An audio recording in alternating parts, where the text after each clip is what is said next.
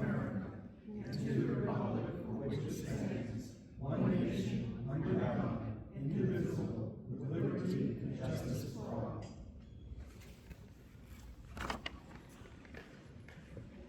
Well, welcome everyone. Before we get started, I wanted to take a little bit of chair and ask if we could just take a moment of silence. We learned today that the Deputy County Administrator Jorge Salinas and his wife were killed in a terrible accident over the weekend. And for anyone that serves in this community, I'm sure you've run across him, known him. I've worked with him closely for several years on the county commission, and he was a good man. So just if we could maybe have a moment of silence to think about him and his family, and his children and his wife.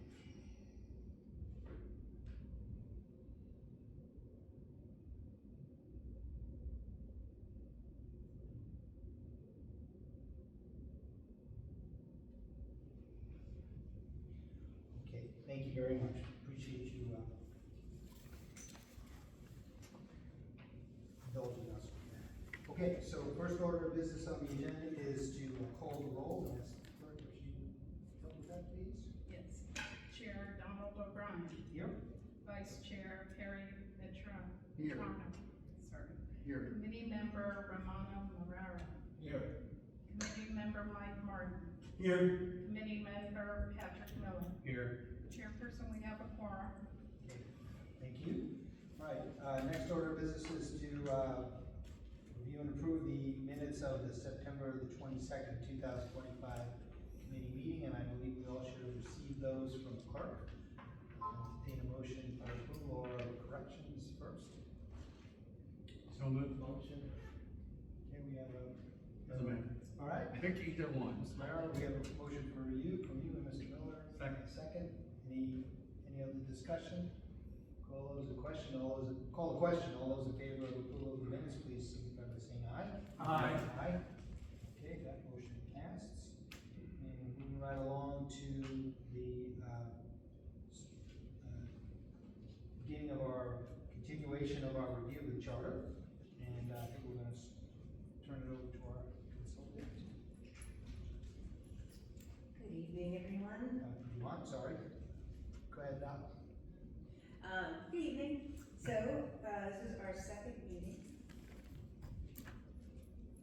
Grab a little advancer. So on tonight's agenda, I just want to quickly review what was discussed last week. This is just to make sure we're all on the same page, but we'll go into more depth when needed.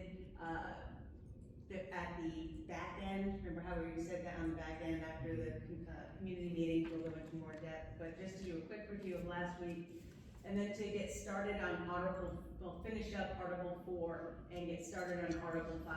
We're just going to get a little bit into the charter officers, because the city council sections 6 through 11, some of those are kind of heady, so they're probably going to take a little bit of time. So without further ado, so last week, Mr. Martin proposed a preamble and a citizen's bill of rights to add to the charter.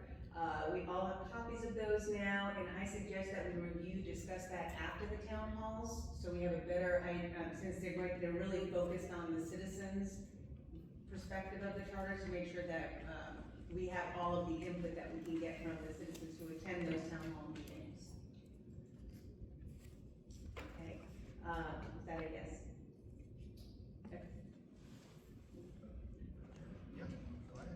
Can we somehow make those available to the general public, perhaps on the city's website or something, so that people could see what the at least tentative proposals are?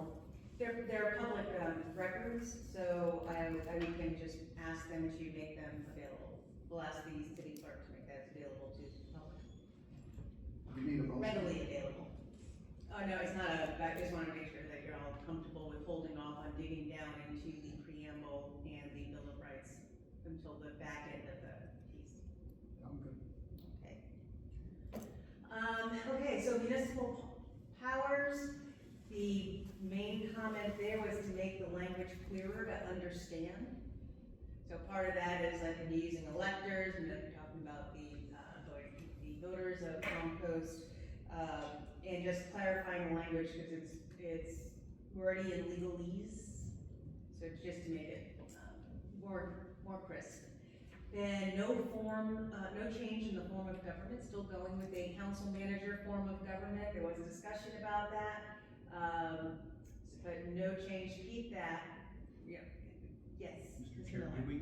did we, also say that we want to see to, when you got through with the citizens Yes, meetings, that we might want to come see what you got coming from the floor of them, whether they were looking at a change?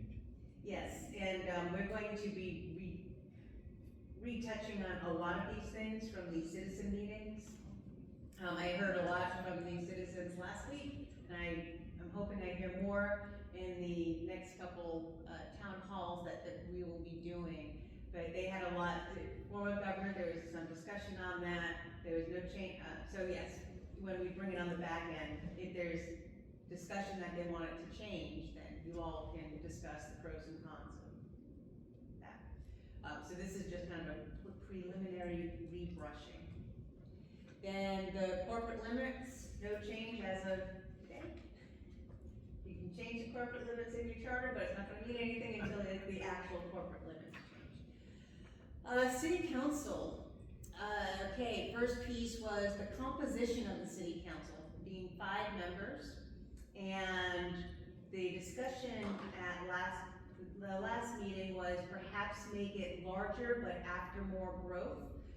And I will say, when this is one of the report outs that we'll hear from the town halls, at least at the first town hall meeting, there was discussion about possibly relooking at the number of people on council and then the at-large, in districts. So they want districts, but there was some interest in possible at-large pieces, but we can dig into that after all of the town halls are completed. You all discussed qualifying and the salary increase for the elected officials, how it made it a large barrier for some people to run for office without the qualifying signatures. So there was agreement that y'all wanted it to be reduced, but not to what the reduction would be. That's again a discussion to go into more later on. Signatures, keeping it at 1% of the population. The residency in districts, you're not sure how many years, but there's gonna be some years, and so we're just putting X there. And then mirror the mayor qualifications so that they're the same as the council qualifications.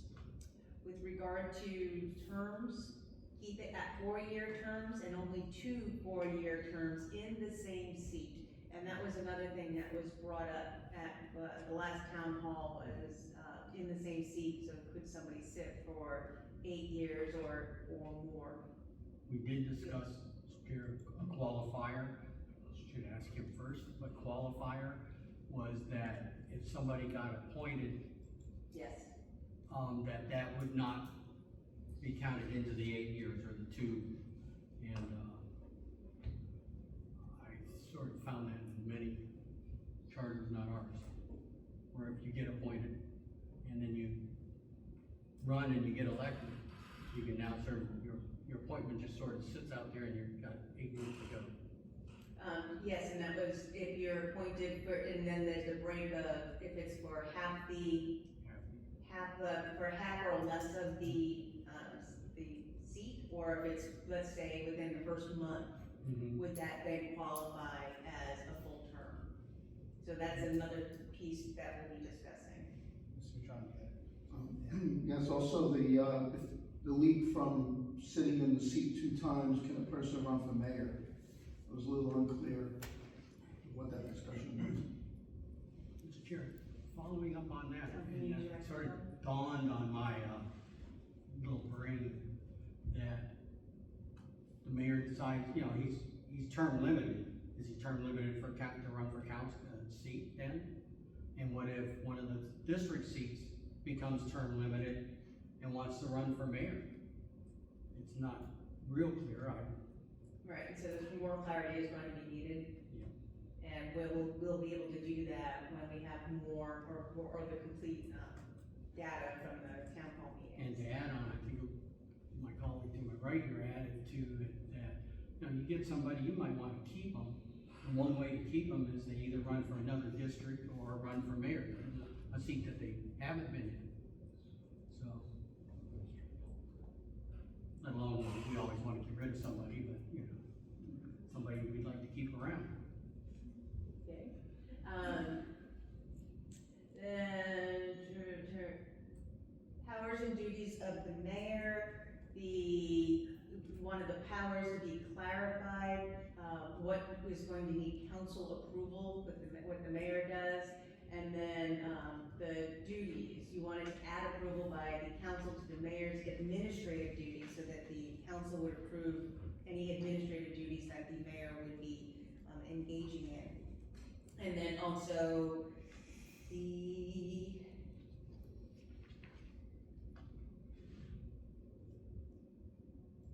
okay, that was for the form of government, implementing the goals and the policies, adding goals in with the policies. So that's what we did the last time. Any discussion, conversation?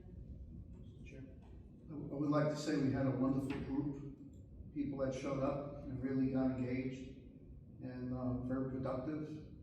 And if we could just find more, we have the same group of people here again, and thank you so much for coming. But yeah, if this can grow, it's gonna benefit, you know, everyone in the community. So thank you for coming, especially the group that was at the last one.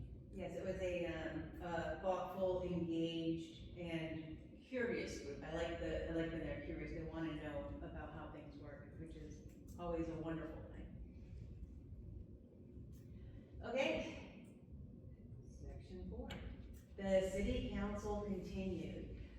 So compensation and expenses. So here, one of Mr. Martin's recommendations was to change, oh, and by the way, how I'm doing this, how you see this here, yes. This is how I'll be doing the rest of them. Each meeting will have the text up there for the audience so they can see what it is that y'all are discussing. So, compensation, Mr. Martin made a suggestion to change established by ordinance to established by referendum. Meaning that if the council wanted to vote themselves a raise, they couldn't do that. If they would suggest a raise, that would then have to be approved by the voters. Mr. Chair? Go ahead. I think that a lot of times local governments forget exactly who they're working for. The council and mayor work for us. We are their bosses, we pay their salaries, and we should be the ones basically that do their evaluations. And the evaluations consist of two things. One, voting for them again if they're running for office again, but also determining the compensation. And personally, I just do not believe any elected official should have the power to set their own compensation. I don't. I know that that's not true. The council, the county commission, salaries are set by the state, but the cities aren't. That's why I think we need to change this to let the citizens set the salaries of our elected officials. Mr. Matrona? Go ahead. I don't know how it would work, but I think that the board, the council should get no more of a raise than what the employees would get based on CPI and all that. And I think that it should be annual every year, the same number that they get. So this way here, it stays up with inflation, but it doesn't get out of hand like it did at the last vote, where it was just an outrageous increase. So I think that to be fair, this should be treated as the rest of the employees. So if the employees get 2%, and the council gets 2%, that's it. End of story. There's no reason to go on a ballot, no reason not to go on a ballot. It's just, they always get 2%. But I would say that there should be a lock, as Mr. Martin is saying, that there should be a lock mechanism that prevents a council to just arbitrarily make the increase. But I think what would be fair would be a 2%, well, not 2%, but a CPI increase that's based on what the rest of the employees get. That's it. Mr. Chair, got a suggestion. I don't know if this will fly. I love what he's talking about, and I was trying to figure out which market CPI to target, but it'd be nice if we could, there's been some around for years that they use, and that would be a good idea, but I totally agree with that. The other one though, is maybe, Mr. Martin suggesting it being approved. The budget has to be approved by ordinance. Why not make it part of that? Every year, that has to come up, or do you want it voted by the electorate? I'm not sure which way you wanna go. I want to go to my referendum, not ordinance. Okay. Referendum means it goes on ballot. But something I think that we need to look into is, I believe that when they gave themselves compensation, I think they also added annual raises with the CPIW, which is the CPI for wages. And I think what we need to do, we need to, if Irene can, find out, I don't remember the ordinance number, it was 2022 something. But if we can find out exactly what the ordinance said, because I remember them talking about them, I think that may already be in the ordinance. But I just realized that there's a separate issue. We took a motion, voted unanimously to ask Marcus Duffy, the city attorney, to attend all the meetings, and I see he's not here. I can address that. That's not going to happen. Staff explained to me that the attorney does not attend other committee type meetings. If we have specific questions, the method is to request that the clerk take those back and have them responded to in writing back to us. So that's the way that's gonna happen going forward. Okay, thank you for that. And I'm sorry about Mr. Chair not being up on something. Did they not also vote themselves benefits? They voted themselves health insurance as well. Yeah. And if I remember right, if you didn't take the health insurance, I think you got $10,000 cash added to your salary. Or they had to prove what they were paying or something like that on their own. I would like that taken out and put into the charter. Absolutely no benefits, compensation only. You don't get benefits, you don't get retirement. In the Florida statute, and you can correct me, I think it's still there. If a elected official serves at least 20 years, it's the city or the county may provide a retirement based on a percentage of their salary. So I don't. If they're in the Florida retirement system. Oh, only if they're in that? I believe that, how I've understood it. Okay, I'm not sure, it's been too many years, but I had. If that was part of you get your retirement as well. I had a mayor Part of that it. retired, and he not only got retirement from us, but he got retirement because of that also. But that was many years ago, so, how do you all feel about group health and us paying, citizens paying for group health for elected officials? I don't agree with it. Most of the people on the city council have jobs, not everyone does. But if you're retired, you have your Medicare, or Medicare Advantage, or something. So most people do, and I didn't agree with them giving themselves a big raise, and I didn't agree with them giving themselves the health insurance. Okay, so the question at hand here is that something that should be in the charter? I believe it should. Okay, so, I've seen it in others. okay, so, no, I'm sorry, Mr. Jump in. So, I agree with Mr. Miller. These are seats, these are temporary seats. You could win your election or lose your election. There is no guarantee, no matter what you do, that you deserve more than the regular person trying to vote for you.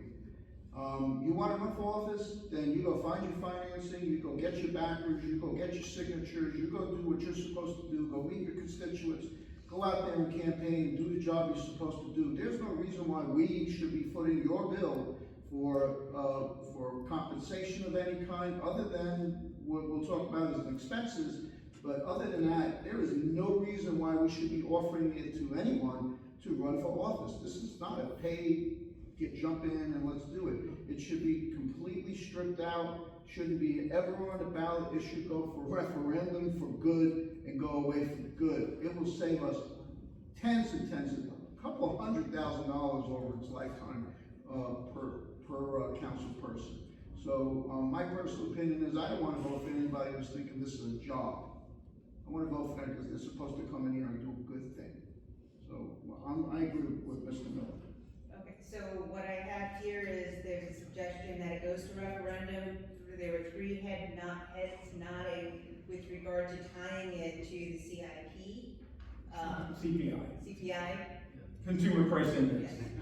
And there were several of them. I flip letters around, which is horrible in government because it's a thing of acronyms. As long as you know what you're I reading. know what I'm talking about. Up here, it's in order. Yeah, so the CPIW is the tied to the increase in wages, so that's what a lot of people use. Yeah, so, and I saw 3 heads nodding for that one, along with nobody really being putting into the charter also that you don't get benefits. Yeah, that it's clear that it's salary only and not benefits or retirement. Well, I don't know whether they're on the FRS in the city. They're not. It's a city group. So, Okay. So, Can I ask you a question? I would, on the CPI or CPIW increase, I would opt for more what Mr. Petrano said, which is during the budget process, they vote a specific cost of living increase for staff, at least I think they do, and the county does. It's a known number, all the constitutional officers use the same number, and so if that was the case, then you could use that number for if there is gonna be any adjustment. So do we have, It's always close to the CPIW, right? I mean, it's right in the same ballpark. I was wondering if we could find where sort of a compromise with us, because we're all in agreement, we want it limited, and we want the citizens to have a say. They do have a say coming to the budget meeting. Instead of every time or every year making it part of an election, or, because we don't have one every year, I don't think yet. Maybe every 2 years, we have an election every 2 years still? Yeah. Yes. So they can, in between, they get the CPI, but then it's codified or by the electorate in the next election, something like that, would that work? If I okay, may. so can I have a little clarity here? So you're putting it back to referendum versus ordinance? If I may, Mr. Chair. So, I want to make it a little simpler, you know, I know Mr. Martin's point is like, make the people vote for it, but it's not about that item per se. What it is they just get the same raise that they're gonna give to the rest of the employees, period. They cannot get any other raise. There's no other form of compensation except that they get. Whatever formula it is, whatever CPIW, whatever one they're going to use, that's fine. But it shouldn't be something that's now gonna go back on a referendum, and not only to argue with you, Mike, but, because it just creates more, discourse. We need it to be simple. They get their raise because they're giving the raises to everyone else, because everyone deserves it accordingly. It's not because, it's a financial impact to everything. And what that does is it gives a constant amount of money that's forwarded. It's not now, 10 years from now, we got the same group that punched in a huge increase and becomes, a hullabaloo, and then next thing you know, everybody's arguing about it and feeling really bad about it, but they got passed anyway. So just give it the small increase legitimately, and this way it ends, but it happens with the budget, as Mr. Miller said, it's part of the budget, so people can get up, can get their 3 minutes in, comment yes or no, say what they want, and then council makes that final decision, but they're giving it equally, and make it simple. You know, keep going to a referendum, the next thing you know, they'll be asking for big money in the referendum. Can I ask a little more clarifying question? So I think what Mr. Martin's point is, that's fine, I think we're fine with that process, but if a change to that base salary, if you will, let's say the population doubled in the next 5 years, and now you had a council that says, wow, we have a lot more responsibility, and, it's taken up a lot more time, and we feel we need to be justly compensated, so we want to double all the salaries.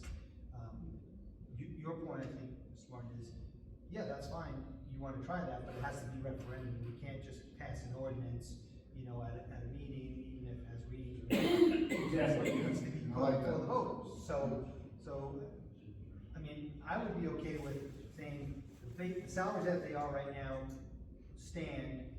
You can, if you wanna add language about, an inflation adjustment, fine. But if there were to be any changes to those salaries, the base, then that would have to be done by referendum. So it's two camps, Sure, Lord. Yep. it's two equal camps. Yeah. I think it's a great idea. Because, I mean, there could be a justification, again, if the scope of the job changes drastically, that could be a reason to think about compensation, but. So we gotta base a number. Is it our job to give them a number, or how's that work? Like what? Well, they have a number right now. Why don't we just leave it as the base they have now going forward, and adjustable by the CPI, which will be in the budget, and follow whatever is given to the employees, the city in general. And then if they want more, they have to come to referendum. Just gotta change the last, right, I'm sorry. Go ahead, no, go You ahead. have to just change the last sentence or so of that compensation paragraph. I think that's a fair compliment. I think it's a fair way to look at it, personally. I agree. Yeah, you're right, we take that, excuse me, take out the last sentence because it would only apply after the budget was passed as far as their increase, as the CPI. And so would you also be including, if it goes to a referendum, it doesn't start until the next group of Yes. individuals? Yes. Yeah, I would like to add that you can't give yourself a raise, it only applies to the person who succeeds you in your seat.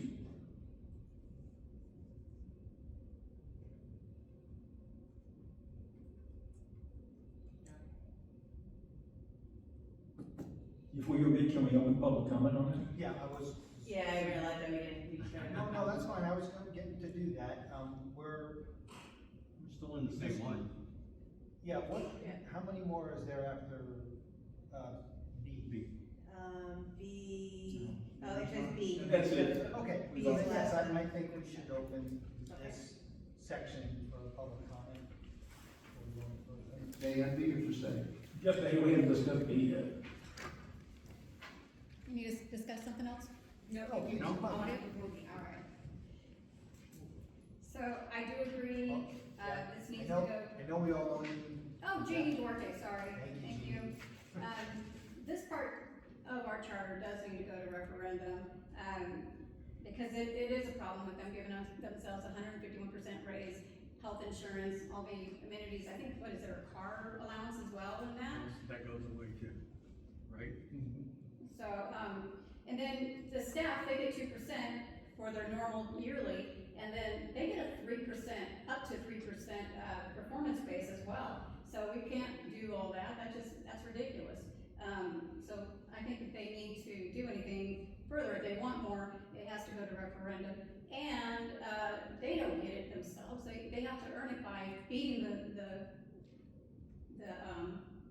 referendum,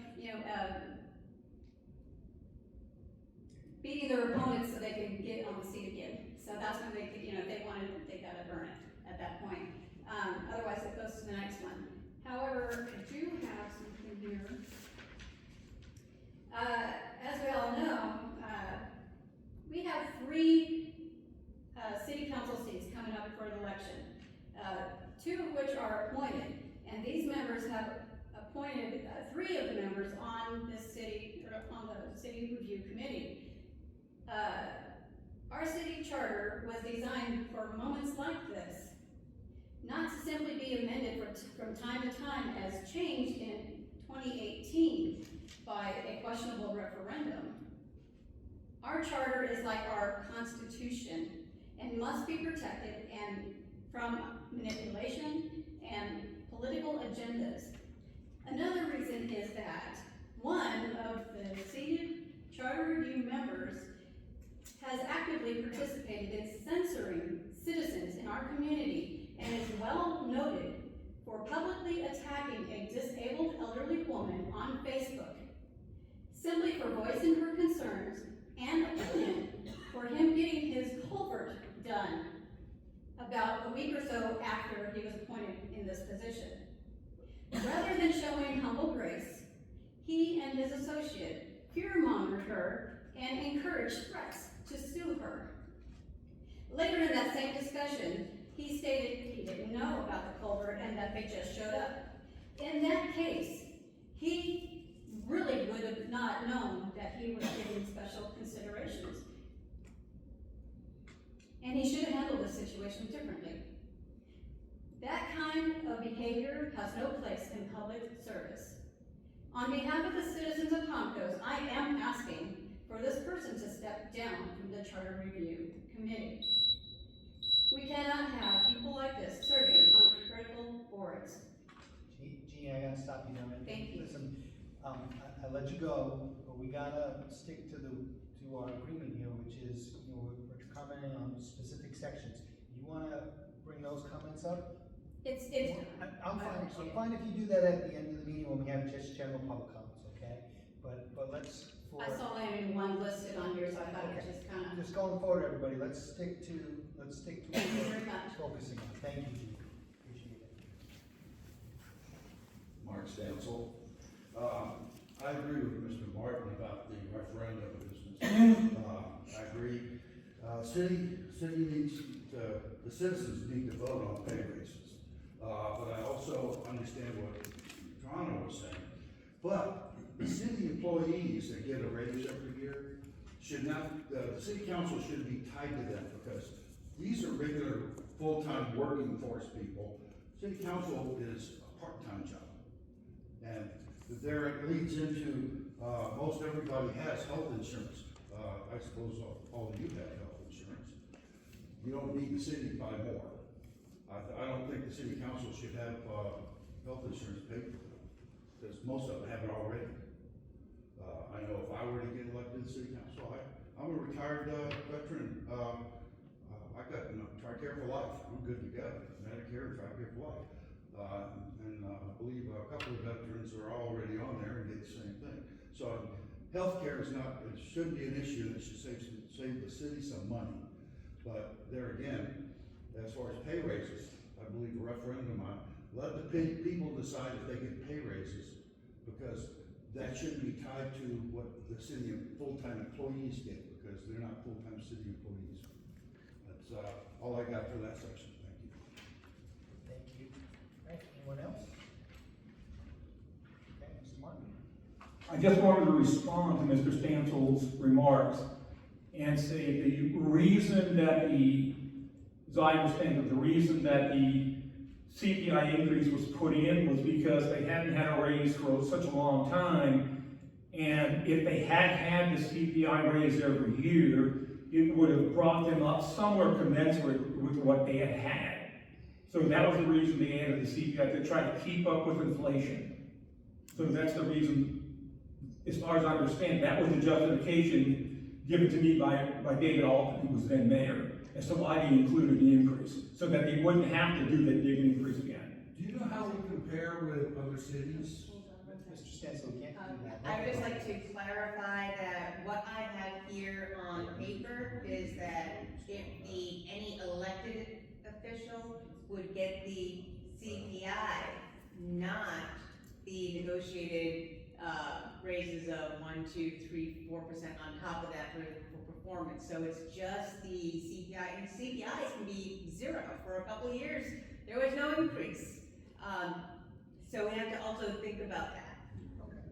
And then, in the same way, in 2021, I believe, it was 8.9%. So it can be high if you've got a lot of inflation. Okay, all right, let's keep going. All right. Expenses. Council may provide for reimbursement of actual expenses incurred by its members while performing their official duties. There was a suggestion by Mr. Martin that there should be a limit, and should that limit be somehow tied to salary, and then how would it be calculated? So generally speaking, the council, those council expenses would include, like going to conferences, that should be approved by the council itself.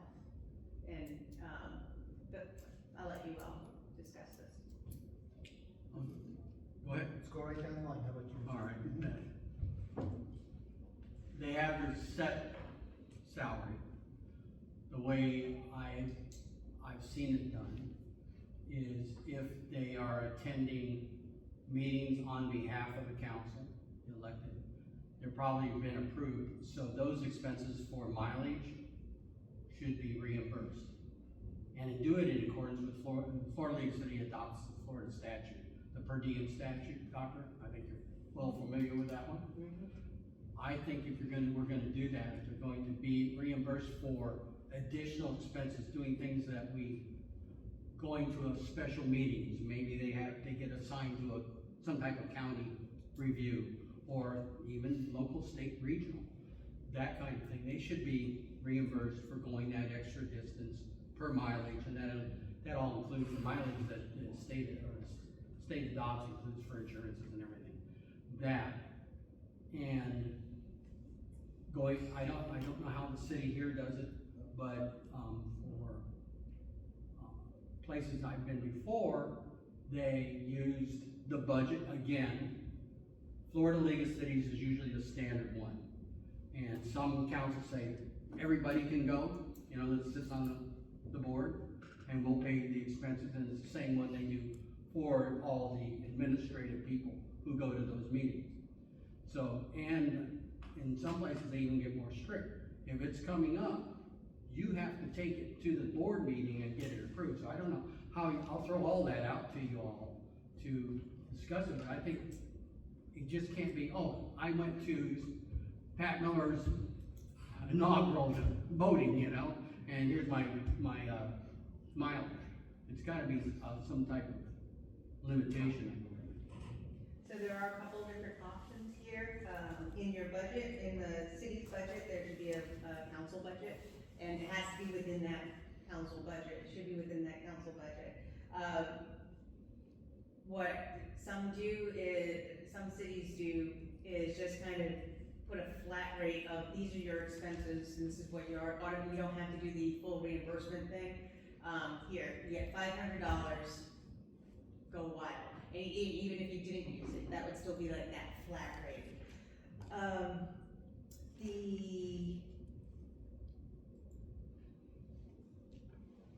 The main question I have here is, should this be something that is in the charter, or should this be in a different document of, like the council rules that the council then approves and has to do that to the public? Should we be getting into, do you want to get into the details of, you get to do mileage coverage in the chart? Because once it's there, you can't, it takes a lot to get out. I think it should be in a very clear line, definitive line, like the charter. For example, if in there we say they get mileage when on official city business within the budget of the council, right? Plain and simple, it's straight up. It's you're supposed to be on League of Cities. You have to go to 4 meetings this year. There's going to be mileage. You get paid your mileage according to the IRS standard, and that's the way it is. It's not like it's a moneymaker. It's just to cover expenses for and wear and tear for your car, and so on and so forth. There's no reason that this has to be permanently put. It has to be permanently said, where it can't be changed, as Mr. Martin said. It can't be changed by willy-nilly from council. They just decide they want to give themselves another increase, another plus. No, that's got to stop. And the only way to do this is to kind of solidify it more in line with the budget, which is adopted and which is within the charter. So I think that these type of things should be listed in the charter and stay in the charter forever, unless there's an ordinance play of some kind. So the words are actual expenses incurred. So do you want actual expenses, approved expenses? Certainly approved. Go ahead. I thought about this quite a bit. That's why I thought that maybe we should set it at a percent of salary, rather than trying to figure out what's an approved expense and what isn't. In the chart. Set in the charter. So for instance, you could say, reimbursed expenses shall be no more, for instance, than 2% of salary. So if you're earning $24,000 a year of salary, 2% of that would be, you couldn't, get reimbursed more than $4,800 a year. that makes it simple, it doesn't specify what the expenses are, that maybe the council can set that under their own council rules. But it puts a limit on what the expenses can be, just trying to watch every dollar that the city spends to make sure they're not wasting it. I thought that would be the easiest way to do it, would you just set a limit on the percentage of salary? Because right now, this is what's in the charter. B, that's it. So Yeah. you have to figure out a way to change that. But how would they know what those expenses are going to necessarily be, especially if there's extenuating circumstances of some kind, and they're locked in at the 4,800, whatever the number might be? Wouldn't it be best to have them adopt their budget, and they have to stay within the budget like everybody other, all the other departments?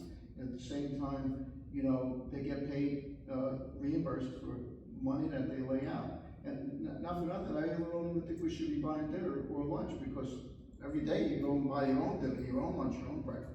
I mean, why would we have to compensate for something you have to do? So, and just because you went away, it's not, I don't think that that's fair either. Mr. Chair?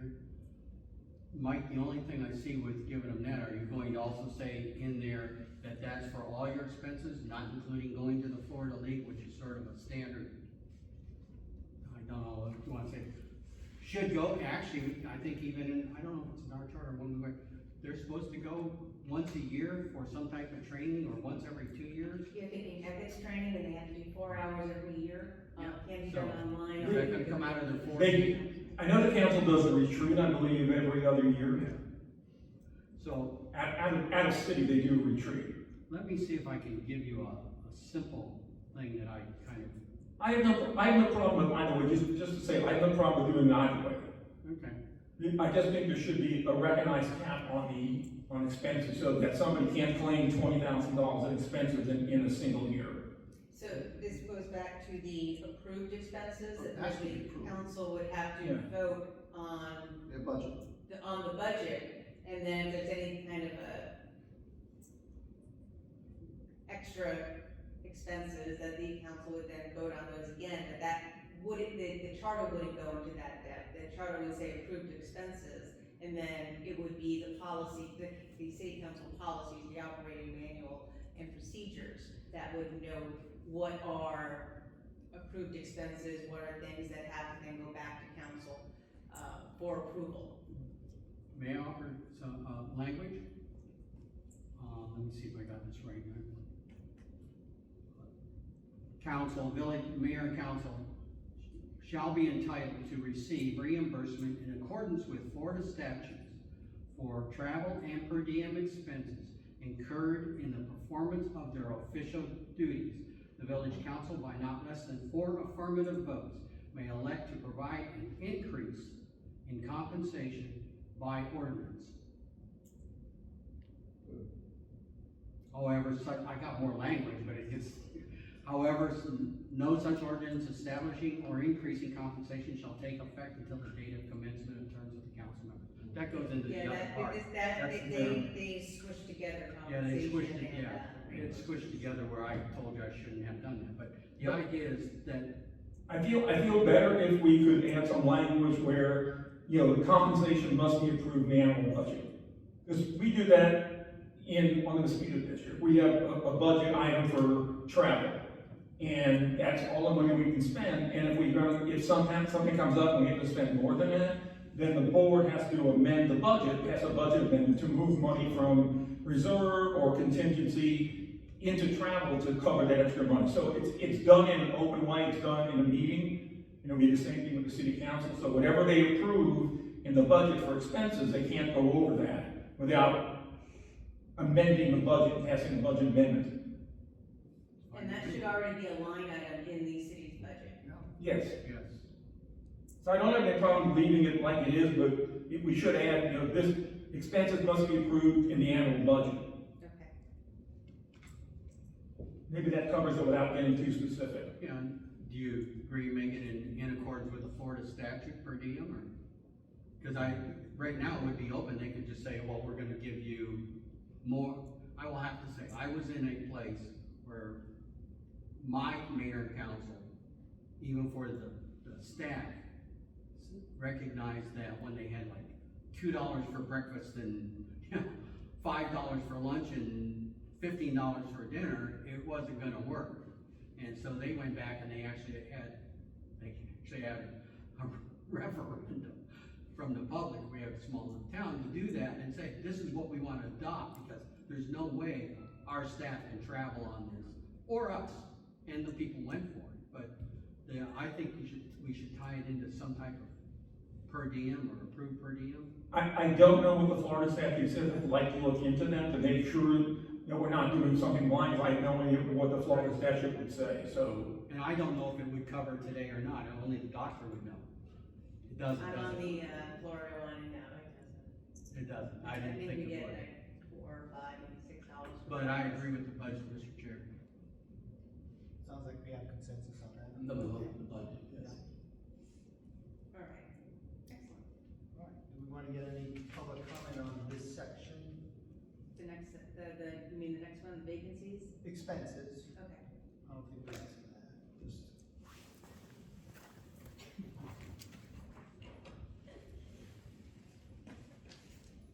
I agree, this is Jeannie Duarte. The salary is compensation. They had a 151% raise. I would say, leave it at that, and X the health insurance and X the vehicle expenses, because your compensation is your salary. So, if you gotta go to one, meeting here or there, something special for a couple hours, you're already paid for that compensation. So, and I'm running for the position, so I'm actually saying, hey, I don't deserve a raise. You know, if I get there, I think that's overpayment as it is. So, I look at it as a public service position, not an income. So that's my stance. Thank you. Jeannie, anyone else? All right, we'll move on to vacancies. Any comment? Is that? Comments? Oh, yeah, and before we discuss this, any public comment on the vacancy section of city council, section 7A?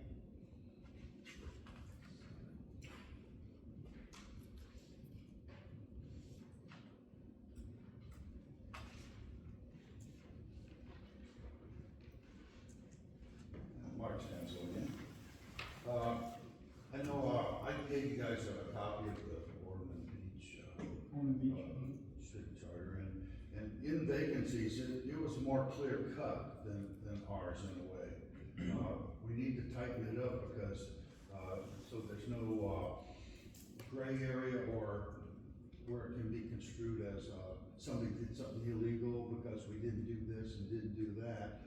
Like, for example, the controversy about, Councilman Gambaro not having to run in November. A lot of people thought he was supposed to have run based on our city charter, some didn't, so there was a controversy.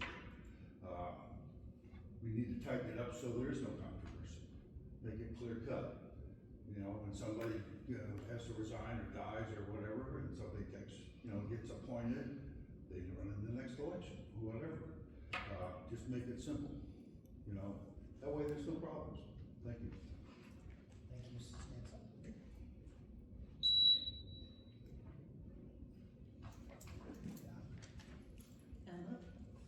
Okay, vacancies. Vacancies, forfeiture of office, suspension, recall, filling of vacancies. So we're taking, these each have their own section, so vacancies, here, if a vacancy, however it happens, that's however, death, removal, resignation, Violation of standards, code of Yes. ethics. Mr. Mayor, that's not there. code of ethics, it's in ours, and I understand probably what they're talking about. They say it's number 7B4. Oh, you're. Oh, I'm too far ahead. Yeah, Sorry. I'm hanging Didn't get in there it yet. right now. Sorry. I'm hanging in it. It defines what a vacancy is. Yeah, so all this does right now is that just defines vacancy. Right, and, I ran into this one once. Or appointment to another political office which creates dual office holding. So that's something people have to be a little bit conscious, you can't change that because it's a state constitution thing. Can't hold two public offices, yes, you can try and serve too much. And then judicially incompetent, forfeiture, that's how we're gonna define it. Are we happy with this is Pretty straight. what comes forward with the vacancy? Yeah. All right, now we can get into the meat. We're only at 1 and 2 here, so Mr. Miller, don't go too fast. Forfeiture of office. The mayor or other council member shall forfeit his or her office upon by determination of the council acting as a body that she, here we're talking about the mayor, lacks at any time or fails to maintain during his or her term of office the qualifications prescribed in the charter, gotta live in the city, be a voter, all that stuff. 2, is convicted of a felony or enters a plea of guilty or nolo contendere to a crime punishable as a felony, even if adjudication of guilt has been withheld. So here, the key here is the conviction of a felony, because you do have the presumption of innocence until proven guilty, so you can be charged with a felony, but you can stay up there. Let me. We'll handle them all at the same time. Is convicted of a first-degree misdemeanor arising directly out of his office, out of his or her official conduct or duties, or enters a plea of guilty or nolo contendere thereto, even if adjudication of guilt has been withheld, I'm not saying guilt, is found to have violated any standard of conduct or code of ethics established by law for public officials and has been suspended from office by the governor unless subsequently reinstated as provided by law, or is absent from 3 consecutive regular council meetings without being excused by the council. So let's look at number 4, and it says, found to have violated, and who's found by whom? Found to have violated any standard of code or of conduct or code of ethics established by law for public officials and has been suspended by office by the governor. Now, does that refer to the state of Florida Code of Ethics? I think the League of Cities adopted one. I'm not sure. And that's what I was, which Code of Ethics? And the Night of the Round Table? I know it says established by law, but I assume is that Right. Florida law? It doesn't say. You need to put at least Florida. Yeah.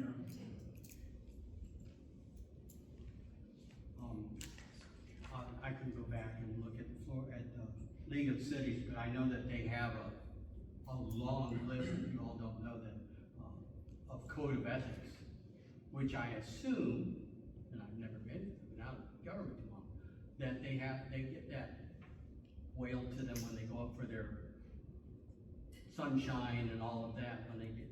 Every year you have to have 4 hours of ethics training, and within those 4 hours of ethics training, part of it focuses on sunshine, part of it focuses on public records. So that is the law, that you have to have the training. And that's based off of the law. Now here, with the Code of Ethics, is found to have violated the Code of Ethics by whom? The Florida Ethics Commission? Well, that's the other thing, it's unclear, I mean, to me, the way I read this is, the ultimate judge for that first sentence in 4 is the governor. There's no commas. Because who else is found to have violated any standard of that is terrible language. Yes, it is. We need to fix that somehow. But if you said violated any standard or code of conduct, code of ethics for public officials, well, the only one that can make that judgment would be the governor.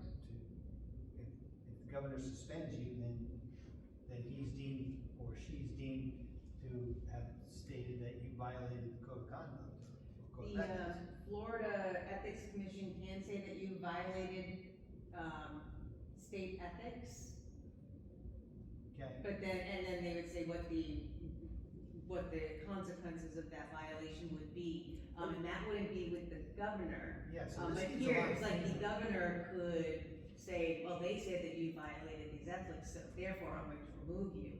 But it's not clear in how It's this not. is worded. Doctor, doesn't somebody have to bring a complaint to the ethics board, or I don't believe they have the power just to investigate? Not anymore.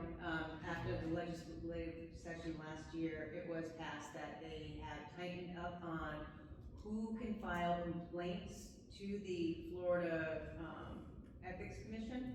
And it has to be somebody directly involved with, you have to show, harm or cause to why you're filing this complaint. Like an elector. Yes. But how about if we include the state attorney general? That goes into the legal aspect. So here, one of the things when you're looking at the Florida Ethics Commission, oftentimes what we're asking them, what they get asked to look at is if somebody is, profiteering from their elected official, their elected position.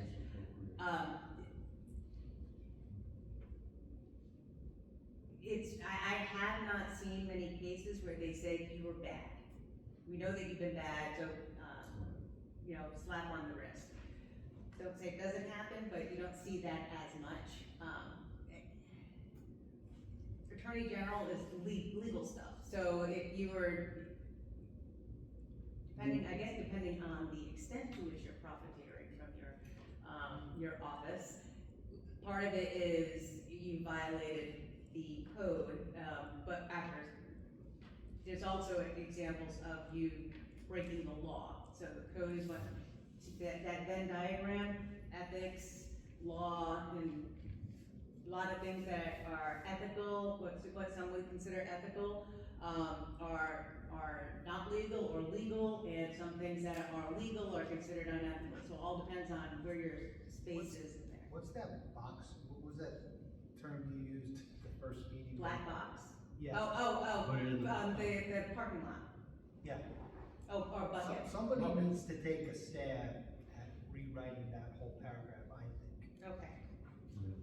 And And we gotta revisit I agree. with something better than we do, because that got a lot of holes.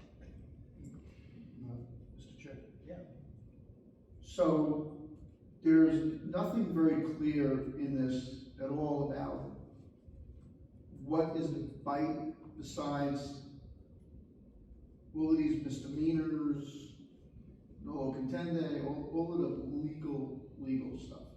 But when the board itself, council itself has an issue and they censure, there's no bite to the censure. It's just slap and you can go about your business and don't perform your duties, don't come to work, get paid anyway, like Jeannie says, get paid for doing nothing. So there's no other bite in the council, in the charter, that protects when we have a city council person that goes rogue in their own way and the council's trying to wrangle them back in. There's nothing in here, in this part of the charter, that says anything that says you're suspended, you cannot do anything, you're, suspended for two weeks, whatever, months. There are consequences. We need consequences. There are Consequences. Yes. Before we get to that one, I have a little note there for Lieutenant. So if we're going to look at rewriting the thing for clarity with removal, what would you like to see in that? Number 4. Yes. If that's gonna be rewritten, what is it, what do you need, what aspects do you wanna see? Well, for example, the council could have its own code of conduct, okay? But violating that code of conduct, it's not state law, so it's a fine line on all of this stuff. You can't override the voters. If the voters elected somebody and that person is in position and 3 of the 5 council members don't like what they're doing and say, well, you're being unethical, it's subjective. You can't have council members, throwing someone off of the council because they were duly elected. That's the job of that's the power of the governor. you know, and that's all probably, I'm sure that's all in the state constitution, so, you know, I understand that there's not enforcement there, but I don't think you would wanna have, what is there, how many cities are there in the state of Florida? 3,000 and change, I think it is, right? No, well, 600 and, yeah, I always get confused. 67 counties, I don't think you'd want 600 and change, city councils being able to remove somebody from their council or their commission, you know, because of behavior, because it's subjective, so you have to keep things grounded in law. So if I may, on that note, there are two camps, as I often say. One is the legal side and one is the operational side of the council. So on that note, if you have someone who's not performing their duties or skirting the duties to the point where it's almost illegal, we need to have a little bit more bite as separate from what would be standards and codes by state statute. So I think that a supermajority on the board, on any council, should be you can't remove an elected person, that's the governor, or some, as the rule says. But if they're having trouble on their board, on their council, and the four others are saying to that person, you need to step back in and stop acting up, and they censure, all right? There's gotta be a bite to it that they could do. They can't remove the person from not doing their job as a voted in elected, person, but we definitely need to put bite in there, and it could be something as a financial penalty. It doesn't necessarily have to be where they don't attend anymore. We shouldn't have that power. We should, I agree totally with Mr. O'Brien, that no board should have the power to stop that person from showing up to do their job as their position. But if you're not attending meetings and or you're being very aloof and not, that'd be right, not catering to your public, and the board's telling you to stop, then they should be able to levy a fine, and that fine should continue every time they want to voted for you. But you should have a supermajority so that it's not just three people who get together in a backdoor meeting and decide that you're out. So I think that there should be a supermajority in the charter, and that there is a financial bite, a penalty, and it gets taken out of the pay. Not that you pay it. You get consequence. It gets taken out of your paycheck. Okay. What about suspending salary?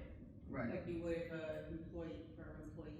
Supermajority Or something. or votes. But I think we need to ask Mr. Duffy about whether or not it's legal for anybody to suspend, fine or take your salary, because I don't know whether that would be legal under state law. So I think this is a question we need to ask Mr. Duffy, and hopefully have the answer by our next meeting in 2 weeks. Yeah, agreed. I'm just saying, we need to have a little bit more bite in a non-performing city council person who was elected by us. I agree. So there you go. That's all my point. Yeah. For instance, I'm not going to name names, but there was a city council member who was appointed to join the Affordable Housing Committee, HAC, and never showed up for a single meeting. And the committee in themselves ended up removing him because they never showed up, but that was supposed to be the city's liaison. So something like that, I could see that would be a good reason to censure somebody or dock their pay, but we have to make sure that the city has the ability legally to do that. I think the minimum is the board, I don't think legally it's anything bad, they can go ahead and censure. I mean, we're here by censuring, it comes into the issue of whether you're gonna fine them, and I'm in agreement with fining somebody for something. I mean, just even if it's a slap on the hand type fine, make it, if it's legal. But the other one that I was thinking about and the chair referred to was, you can't have the board going rogue. They need to point to some type of set of standards that have been adopted, some code of ethics or something that's been adopted that you're asking the person to adhere to, you know, not because they've been talk mean to somebody in public. I mean, it's the person in public's problem, you know. Does that make sense, or is that where you're going, Mr. Chair? I don't know if you're Well, worried. I just think you need to reference the Code of Ethics, and I'm sure it needs to be referenced to Florida statutes, and there is one for all elected officials. And then, you know, I don't know whether you need that, I don't know what that standard conduct is. I know there's a Code of Ethics, but I don't know what that is. Okay, so what I have, Can I ask one more? So would it not be just simply their job? I mean, if you're, just using the mayor for example, if you're the mayor and you have 5 committees that you're appointed to, and you need to attend those committees, but you don't want to, right? So why wouldn't the other 4 members vote to penalize that?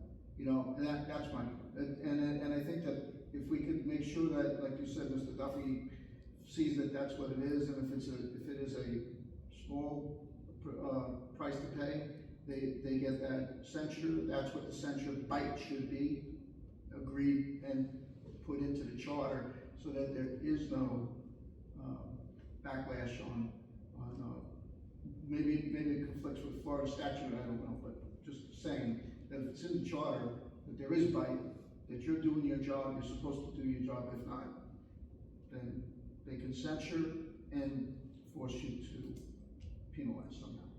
okay, so here we've talked about 2 different things. One is not showing up for your job,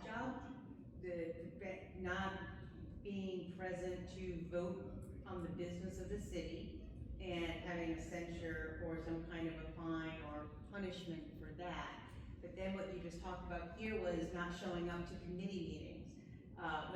The thing that you're appointed on in, the council as a whole said that you're gonna represent us at this one. Should that rise to the same level as not showing up to do the business of the city, or should that be something that the council as a whole can say, we're gonna have somebody else represent us? Well, if I may, I mean, that's what they do when they make their committees, they all agree, and then that's their duties. Now, unless someone can't make it, obviously they get a filler. But if you agree, you got appointed, and then you just have a beef with the council and you don't want to attend it, then, you know, why did we vote for you? So I think it needs to be in there a little bit stronger and make it clear that includes committees that are approved by the council. Does everybody agree that that would include committees, or should the council then just take a vote to find somebody else to sit on those committees? I think there should be penalties. If you accept the position, you should have the honor to make sure, don't accept it. If you don't think you want to make those meetings, just say, sorry, I don't want to do it. If you accept it, it becomes your work. That's your work, that's your job.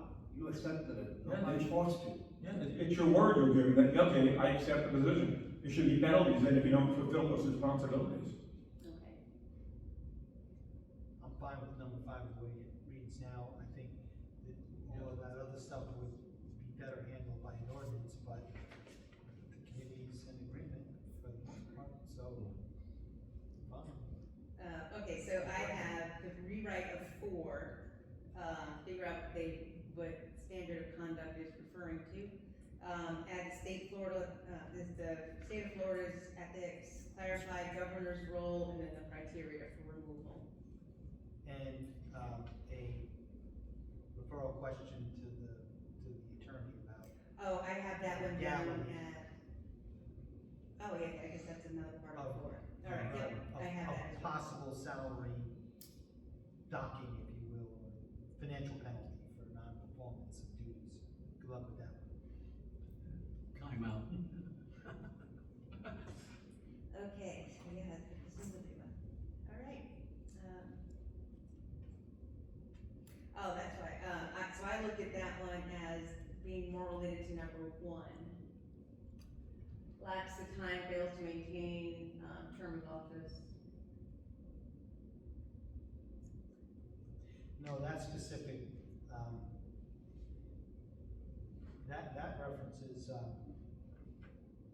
Oh, about just qualifications, the which being an okay. elector and in the district and all of that. Got it. All right. Anything else on city council forfeiture of office? Is there more after 5? No, 5 is it. Can I ask a question about 5? So, they missed 3 council meetings. What exactly happens? There's nothing in there that says what they really do. If absent from 3 council meetings, what happens? Are they fired? They're forfeit, their office is forfeited, isn't it? Well, Go here back it to the- says, Go back to the mayor or any other council member shall forfeit his or her office upon determination by the council acting as a body that he or she missed 3 consecutive meetings that were excused. The question then is, and then what? So if the individual says, I'm not gonna forfeit my office, Doesn't it say they shall forfeit if the board, isn't that the first sentence, shall forfeit? Shall forfeit their If office. determined by the and council? if they refuse? Can you back to page, the prior Can- page? Can they forfeit their office once they're elected? Yeah, you can step That's my down. point. Thank you. Once you're elected, you can always step down. No, but, what I'm saying is, Get removed. we're up here, mayor and council, and they all, I don't attend for 3 meetings. So they come together on the 4th and said, Mr. Miller, you haven't been attending, we hereby find you have forfeited your office. Am I out of office and step down? I think that's Dr. Dumont's point, we need to have some Well, that's why my question up clarifications there, there, yeah. how that process works. There is no process. And the reason I'm coming back to is what you said, Mr. Chairman, can you remove a person who's been elected by, Well, According to the charter, you can, but the question is whether it's legal under state law. okay, thank you. and how, and what's the the exact process, it's not defined, Mm-hmm. unless it's somewhere else in an ordinance. I didn't see. When I chased it down myself. We'll leave that to the doctor. It's never happened. Doesn't mean it can't. Yeah, it can be, just a note, it says unexcused absences. Right. So if you can't make it, you're sick, you just simply call and get an excuse, and then it's okay. Right, and it's consecutive. Yeah. Does the clerk know if you track that, or, is that? I am not sure how city council tracks it, but the planning board does track it. And, Mr. Chairman, I throw a monkey wrench in this one, you just came up with it. 3 consecutive, but I've also read in other charters where it wasn't 3 consecutive, they went 2 and then missed a couple and, you know, and they came back in their charter and said 3 consecutive or a maximum of during the year, you know, like our council meets, what, twice a month, right? Maybe you say he misses 6 in a year. Total. I agree with Without that. excuse. Be specific. Yes. Is that further on, Mr. Chair? No, that was just on this one had 5 little subsections. And, I mean, even something as, so 3 consecutive regular council meetings, I mean, right now, it should probably reference, Business meeting. as per the approved meeting schedule, because I know, like, when I served on the commission, we voted every year at the start of the year, that was one of the organizing things that we did, we set out a specific meeting schedule for the year, post all the dates, and agree that it was gonna be these dates, and so you know, there was no, it wasn't, special meetings are special meetings, but this says regular council meetings, so I think somehow we just need to clean that language up a little bit too. And what about Mr. Miller's, thing of consecutive or a maximum of X amount? So if you have 2 meetings a month, so 12, you should have 24 meetings, I take it, I'm gonna put it down to 22 Because you have because holidays. you have holidays. So 22 meetings, out of 22 meetings, if it's 3 consecutive, or how many of those if you miss? Or 6 or more total for the fiscal year. 6 or more? Everybody likes That's 6 or agreeable. more? I don't have any order, that's not. I don't have a problem with it either. I mean, if you miss 6 or more meetings, Unexcused. Yeah, Right, unexcused. unexcused. Unexcused. Yeah, And it that's shouldn't be because seen. something's up, you It know? shouldn't be seated. If you can't come to work, you shouldn't be seated. If you were gonna do that, then I would suggest like in a rolling 12-month period or something like that. I agree, only for the for like the, she said the adopted, or you said the Prior adopted. 12 months Yeah. or whatever, something. Mm-hmm. But it has to have bite. That the whole point of it is that there's gotta be more language that says, here's the rule and this is what you do. Because right now, there is no rule. It's whatever they want to do. Well, it does say forfeiture of office, but the question is, how do you remove them from office? And I would imagine you would ask the governor to remove them for failing to follow the charter rules. Can, I've got a question, because it just happened, and I think they're looking into it in the city of Orlando. Can the governor remove a city person under home rule? He can? I wasn't sure, because I know there was a discussion recently of something that happened to Orlando, and they were going to the governor over that. Now, I know he did the county level, he went, that was over. But I don't know if he can, I didn't know, sometimes city levels get a little more murky. Yeah, this home rule, unless it's gonna be being fought, unless there's gonna be a court case to argue against it, the Mhm. governor right now has a power to remove any elected Okay. official from office. I wasn't sure. That's Within in relation to violating code of ethics, Yes. Yes. because it's state statute. But if someone is convicted, the day they're convicted of a felony, they're removed from office. I would think, that's an automatic, right, that day? So, back to Mr. Martin's point, how does that legally happen? Does the council have, vote and say, okay, well, that person, we acknowledge they're now convicted of felony and they're removed from office? Or, how does that work? I think it's another question for Mr. Duffy, I think. Can I make a suggestion though? And it may not fly well, but, we just need to put the language in there that says the process. So if the process is that a person is gonna get removed from a seat for whatever they did by a supermajority of the board, then at that point, it just needs to go to court. And what that does is twofold. One, it puts the person at the other end understanding that they are not covered by insurance. And that they have to foot the bill to defend, to keep that seat. So it might make them come to terms a little bit better, a little bit quicker. And if not, council has power to go after that person legitimately and force them to defend. And I think that should be the method, is that it goes to court. Now, it might take a year, who knows, it might take 2 years, but, and that person might be in that council seat till the end of their term. But it's gonna cost them a lot of money to sit there, because they have to defend it. And that's what I think, is you need to have bite in the rule.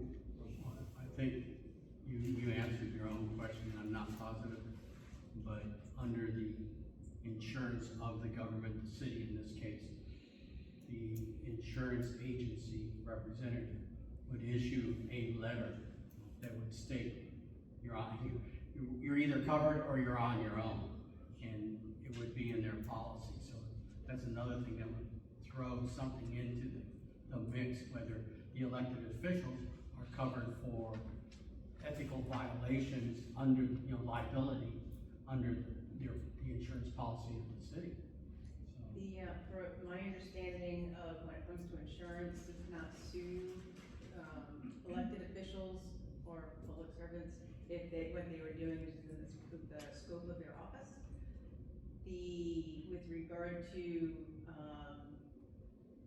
the second piece, what was your second piece? well, they issue a letter. What would happen is, I get ethically fined or whatever, called up. Usually, what I know administratively happens, the attorney usually would then contact whomever governs the insurance, even if you're self-insured, they have somebody who does that. and that a letter would be issued whether or not that person's going to be responsible. And usually it is, the government says, we're hands off. Yeah, you're I on your believe own." any kind of a fine, like an ethical violation, that comes out of a person's pocket, Yeah. that is not. A fine, yes, but I'm talking about covering legal expenses. Right, legal expenses for the city business it covers, but it doesn't cover legal expenses for individuals. No, Unless- if you are an elected official and someone makes an ethics complaint against you, you have to defend yourself, Right. and which can get quite costly. The insurance company, the professional, well, I don't know what the right term of the policy is, but even though I'm an insurance agent, the insurance carrier can make a determination whether they'll cover the defense or not. That's Right, exactly it's what I'm usually saying. based off of, if you knowingly violated it, like if you did it willfully. But anybody can file an ethics complaint. Yes. Okay, Well- and you, as an elected person, you have to defend yourself, Mhm. you know? So that is something that could be reimbursed, the cost of that could be reimbursed under the insurance policy. We're going down, that's not really, I think that part of We're this. gotten chart. into I'm just saying bite, you know, Yeah. some kind of good bite, put in You there. want a lot of biting I going. do. I do. All right, how about we, see if we have any public comment on this last section here?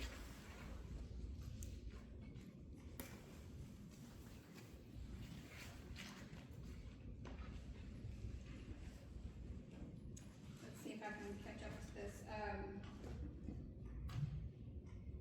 The word regular meeting, so I believe I read that in the charter, I believe there's only one meeting per month required for the, two? No, the charter only says one. I think it's. Yeah, it needs to change. Oh. We haven't got to that. And I know that, like, 6 months ago, they were doing 2 meetings every week, and so. That would That's take gonna them, be under, section 4, subsection 8. and that'd take them 3 months to get through that. Okay, thought I'd bring that out. Thank you. Thank you.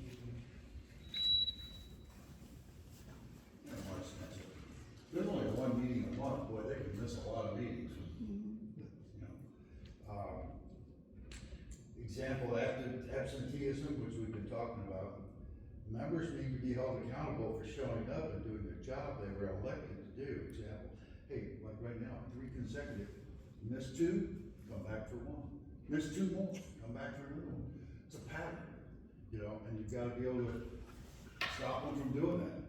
I know, 2 councils ago, it's a friend of mine, but I'll call him out, Mr. Clueless. Half the time, he'd only come to 1 meeting a month. You know, he'd be missing. Hey, where's Nick? He was always gone. How can you do your job that you're elected for if you're not here? So, you know, city council should be able to do a super majority. You know, if you put in the right language, super majority, fire.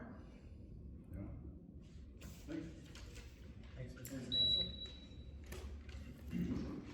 All right. Moving. Up next. Suspension from office. The, mayor and any other council member shall be suspended from office by the council acting as a body upon return of an indictment or issuance of an information information charging the council member or mayor with any crime which is punishable as a felony or with any crime arising out of his or her official conduct or duties which is punishable as a misdemeanor. Yes. I need to take that word out of there. Is that directly from the charter or? Yeah, no, this is copy and pasted from the charter. So it's even. Gotta take out the word, where is it going? And. And information. And possibly change information to either an indictment or a warrant. Issuance of an. Well, this, I mean, it does say indictment. Something different. I agree with Mr. issuance of an information charging? Right, so Well- you can have an indictment or somebody's giving you information charging that, Well, the Council of Ethics can charge you. It doesn't mean you're convicted, but they can charge you, Right. and then you have to defend yourself, you have to. so there's is a that the process. issuance of information charging the council member or mayor with any crime is punishable as a felony? So here, an example, I saying, Shouldn't they say notification or information?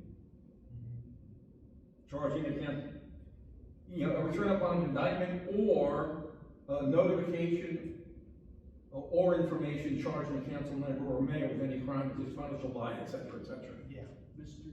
Chair, issuance of an, how about, yeah, a formal charging? You know, I'm looking for something where you get, Well, indictment is a formal charge. well, that's separate, or, because it says, or issuance of an information charging. So, what information, coming from where, for what? From who? Yeah. That's what I mean. I mean, that, I think that was, our chair was trying to refer to that. How do you define that next part? well, I think Mr. Martin's comment suggested about notification, Somebody notifies the council that a council member has been indicted or charged. well, so then it would be, there would already be the return of an indictment. So the But other. if the council's not notified of it, but the council, the Ethics Commission doesn't indict, they notify you you've been charged. Ah, okay. Okay. But the ethics commission wouldn't be charging somebody with a felony. No, but you have to continue the sentence, or with any crime arising out of his or her official conduct or duties. For the misdemeanor. Although the Ethics Commission can't charge you with a misdemeanor, it's just it's fine, it's Code. fines, Fine. right, yeah. It doesn't classify what level the action is, what level misdemeanor, what felony is a felony, but it doesn't really clarify what it is. We really need the lawyer to come back with solid language on this one. So let's go into the pursuant thereto. During the period of the suspension, the mayor or the council member shall not perform any official act, duty, or function, or receive any allowance, emolument, or privilege of office. If So the mayor or that's the. bite. That does bite. But you have to do a misdemeanor or a felony, you know, Well- because you don't show up to work, there's no bite. Or the issuance of an information, we've been talking about maybe trying to define that better.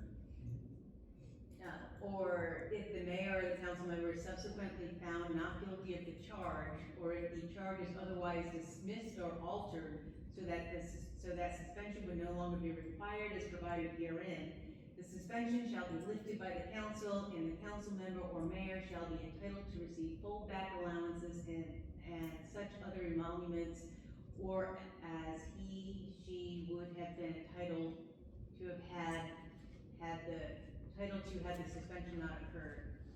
Or as, no, that's another extra word in there. As, no need for or. Okay, can we go back to one for a second?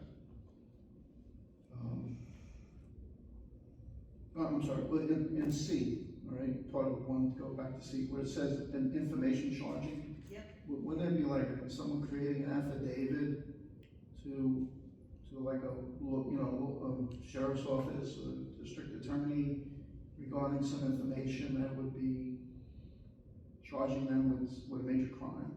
So wouldn't that be someone producing a written affidavit, not just, a yellow pad of data? Hey, they were down there robbing the candy store, I saw them. Let's be real.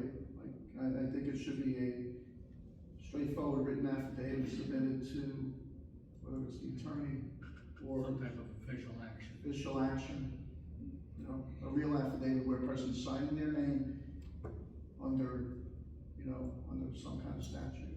Takes ownership. Yeah. And I didn't mean to go backwards on that, but I was sitting here pondering it. And you have to be charged with a crime that's punishable as a felony, excuse me, or it's a misdemeanor because it's something that, it's a crime that's arising out of your official conduct or duties. Right, but in both cases, it's a crime.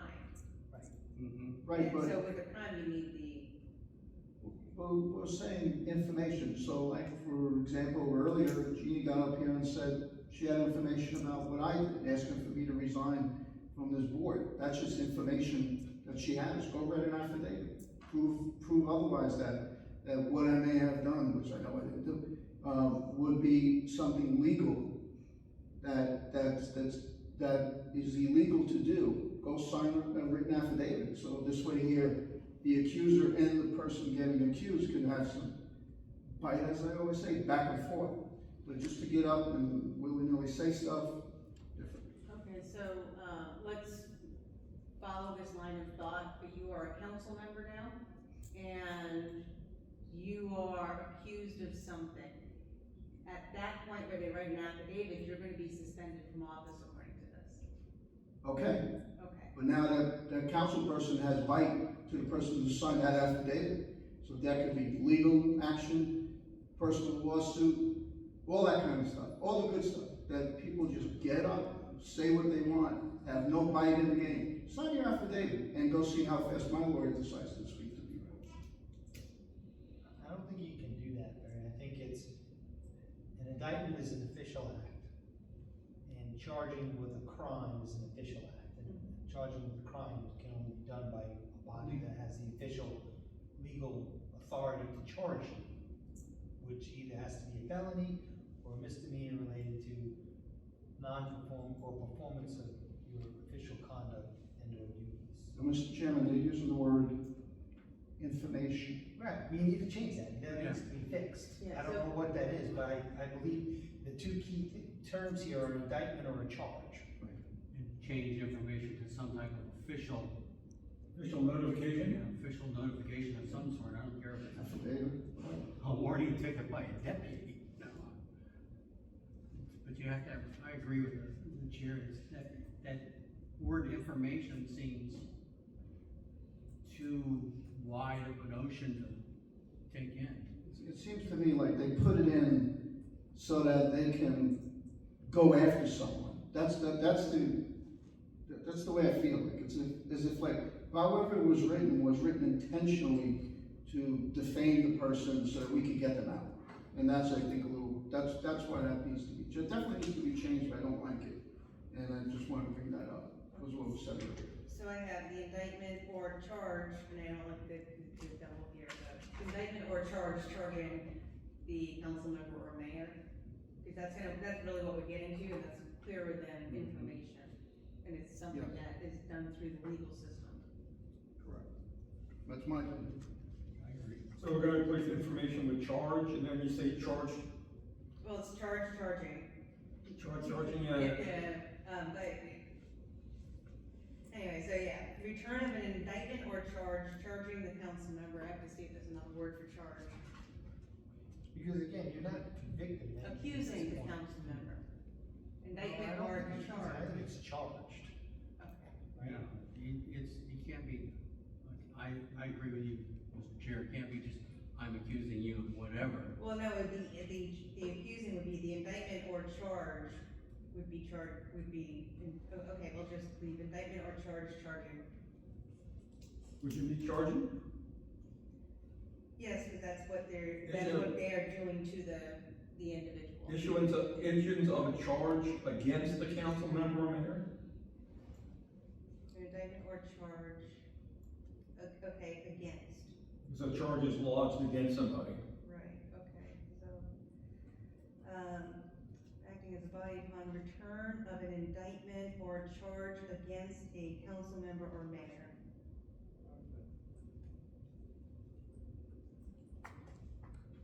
We good with that?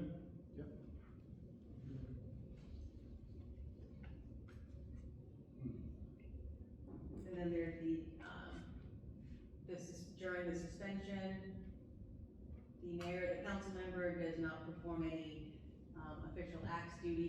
functions, nor does he or she receive any pay. So everything gets put on pause, and then upon finding the person, if the person is found not guilty, they return to their seat, go back to work all full time, and receives all of the, any of the compensation that was withheld. I think that's fairly worded, Mr. Chairman. I agree. Okay.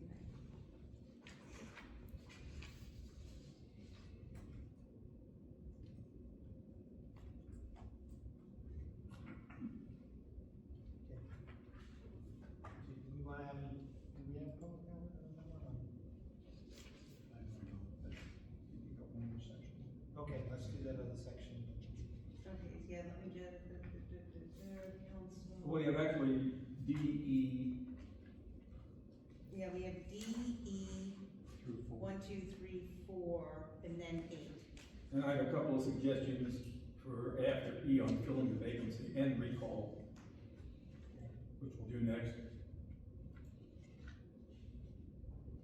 Okay, so.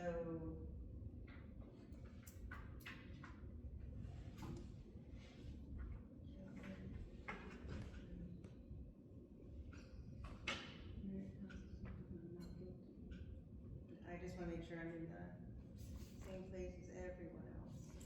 That's right there, and we're good with this one, once we get rid of the word or as. Yeah. And such other emoluments as he or she would have done, fine, okay. So on to D, recall. The electors of the voters. Registered voters of the city. Yes, of the city following the procedures for recall established by general law or ordinances may remove the mayor or member of the city council from office. General law, I put Florida statutes.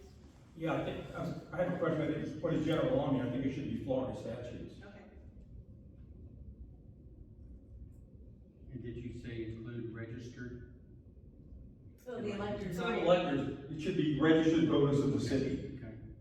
Somebody at the I agree. last Monday was confused, what does electors mean? So let's make sure people understand that. Registered voter of the city, I agree.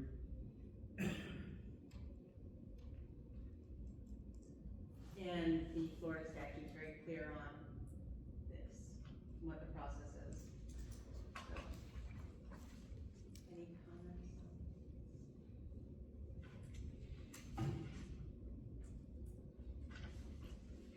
No comments from the floor.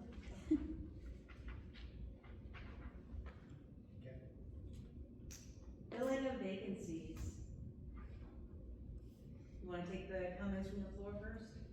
Yes, all right, so any, free comments on, filling vacancies, process? Okay, seeing none? All right, excellent.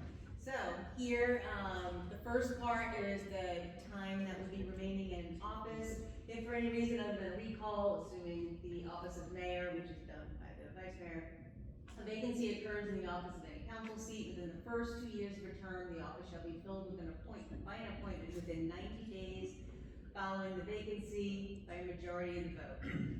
If the vacancy occurs within 6 months of the next regularly scheduled election, the remaining council members may delay the appointment. Such appointments shall last until the next regularly scheduled every time I say regularly scheduled, I picture the TV thing, well, not that, your regularly scheduled. The regularly scheduled election, at which time the seat shall be declared open and an election held for the remaining 2 years of the original term, thus continuing the original staggering of district seats. I would like to recommend that we change every single part where it says regularly scheduled election to, quote, the next election scheduled, special, or primary. Because one of the reasons that the city council gave me for why they appointed Mr. Gambaro, even though it was more than 2 years, was because they didn't feel there would be enough time to collect petitions. and they didn't want anybody to buy the vote by paying the $2,409 as the qualifying fee. We have more usually than just regular elections, scheduled member elections, so I think that we can use any election, whether it's a primary, whether it's a special election, like we had for the congressional district CV6 that we had last March. Because the whole thing is to make sure that the appointed members of the city council serve as short a term as possible. Because we should always have representative democracy, not appointed members. So why wait for another year till the next November? If there's an election in August, the primary, if there's a special election being held in March, if there's a municipal election for Flagler Beach or Beverly Beach in March or April, let's use that to fill the vacancy, so the appointment is for the shortest term possible. I'm so glad Karen walked in, because it's good timing. A couple of questions though, a couple of things to think about I think is. she was just waiting in the hallway. Yes. The window between what would be the qualifying period of the race, which would be then in the November election, is always gonna be the challenging point where people would then have to be appointed.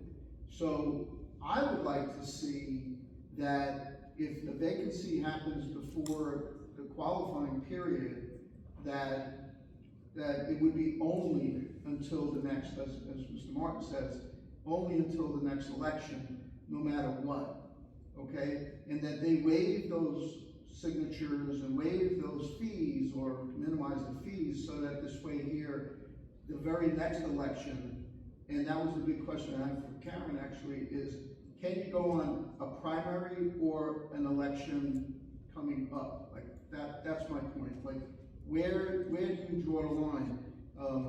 In the last 6 months if someone left office today and the election is in November, well, you can't do it, right? It's impossible.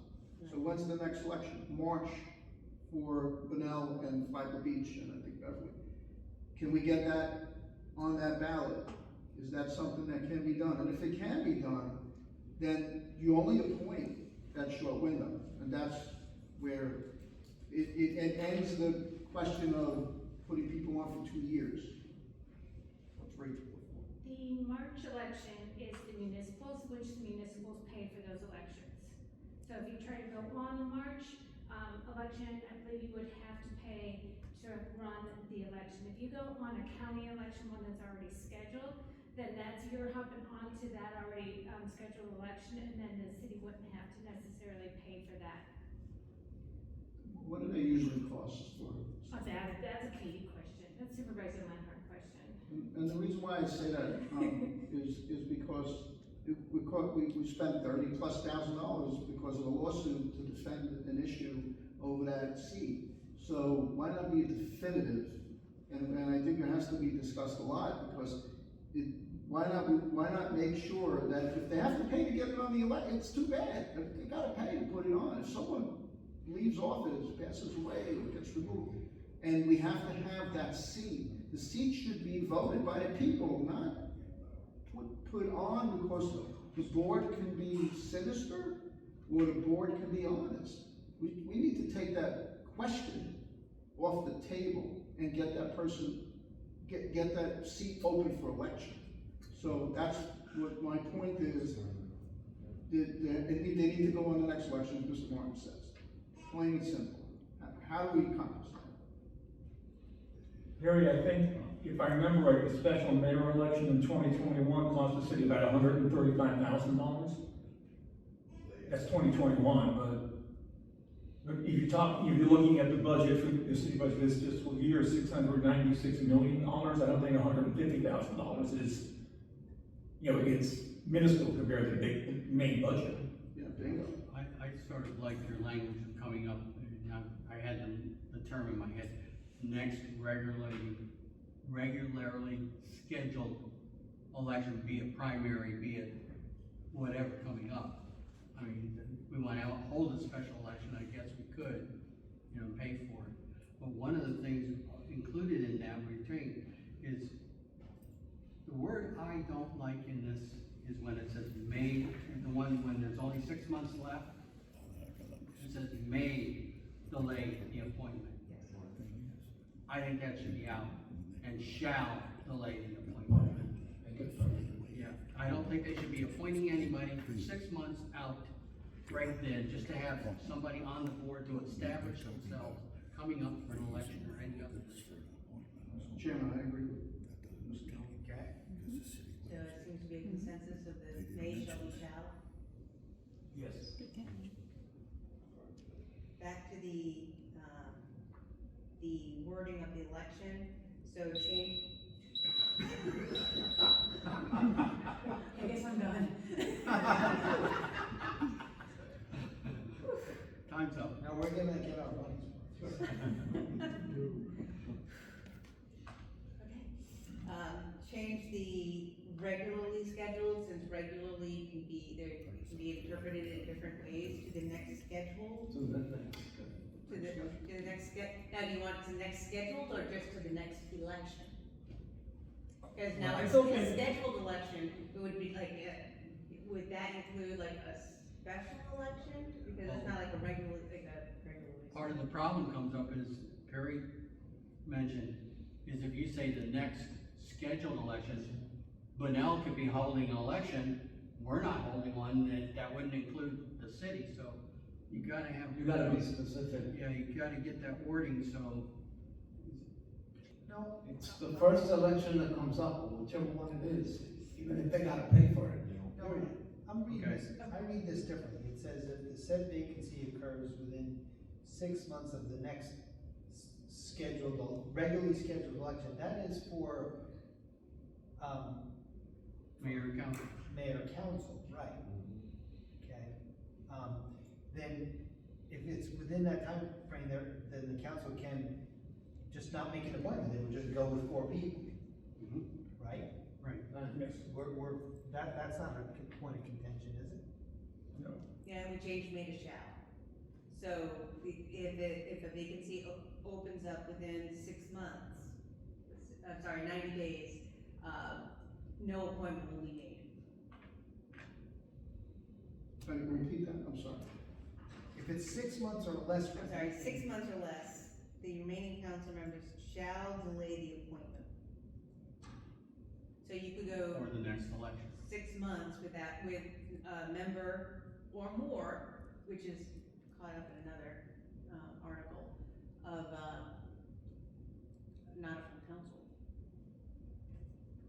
So I always like to, linking this to, how would that work during a natural disaster? So, Mr. Martin, as your suggestion was the next sentence really, right? Such appointment shall last until the next. I have, election. next election, scheduled, special, or primary. Okay, so you find with the sentence before, it's that sentence, such appointment shall last until the next scheduled election, comma, or parentheses, regular, special, or primary. Correct, so if we're doing, yeah, we're doing the CP6 election, let's piggyback on that. Because I don't think we'll have to pay the full cost, but even if it is the full cost, it's representative democracy is important enough, and we need to fill a seat with a voter's choice. Okay. And as Mr. Moreno said, it's the next available, election. You've gotta pay for it, so be it, but it eliminates a lot of problems. A lot of hocus pocus, let's make stuff up, stories, it's So, over. What the The language person got we just away. talked about still does not provide clarity as to how you're talking about it with.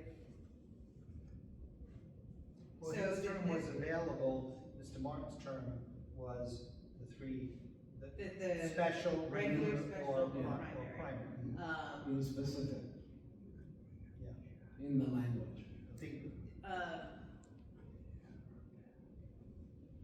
So if there's a In vacancy. the county, do you want, I'm just looking at, it's not just a regular, a primary or a special in Palm Coast. You're talking about anywhere in Flagler County.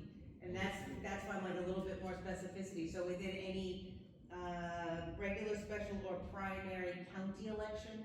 But that becomes a special election for us, I would assume. Right, but if the county has some kind of, if there's a special election going on elsewhere in the county, Oh, this would countywide. attach it to that as well. Yes, the point is to try to get an elected official as quickly as possible. All right, so you want to include county?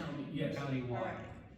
I think Karen wanted to clarify something, and we don't have to put the time on, but she's considered to be an expert. May I And ask she's Karen's old. name? I'm sorry. Karen Souza.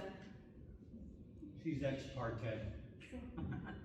Real quick, I just wanted to clarify, like, one of the things that happened with this past election was the time frame. So I know you guys are talking about 90 days, but we also have to look out for when you can start mailing ballots. So ballots have to go out no later than 45 days prior to an election for your UOCAVA, which is your overseas military and civilians. So a ballot has to be ready and mailed out 45 days. So you have to look about at least 50 days prior to an election that you can't put anybody on the ballot. So you have to make sure everything's done and the candidates are qualified and ready and able to get on the ballot at least by 50 days prior to an election, or you can't get them on the ballot because the ballots are already made. And I think to your earlier point, Mr. McConnell, Perry, I don't think you can say, well, we'll waive fees or signature requirements, because that's an equity on the law, equitable treatment under the law situation. I don't think you can do that on a case by case basis, because works, to speed up the process. I just don't think you can do that. That's a question for the city lawyer and all that. Yeah. Yeah, I think if that happens, you look for the next scheduled election, we talk to Katie or whoever the next supervisor election would be, just to make sure, do we have time to get on the ballot at the next election? And if not, then you use the one after that.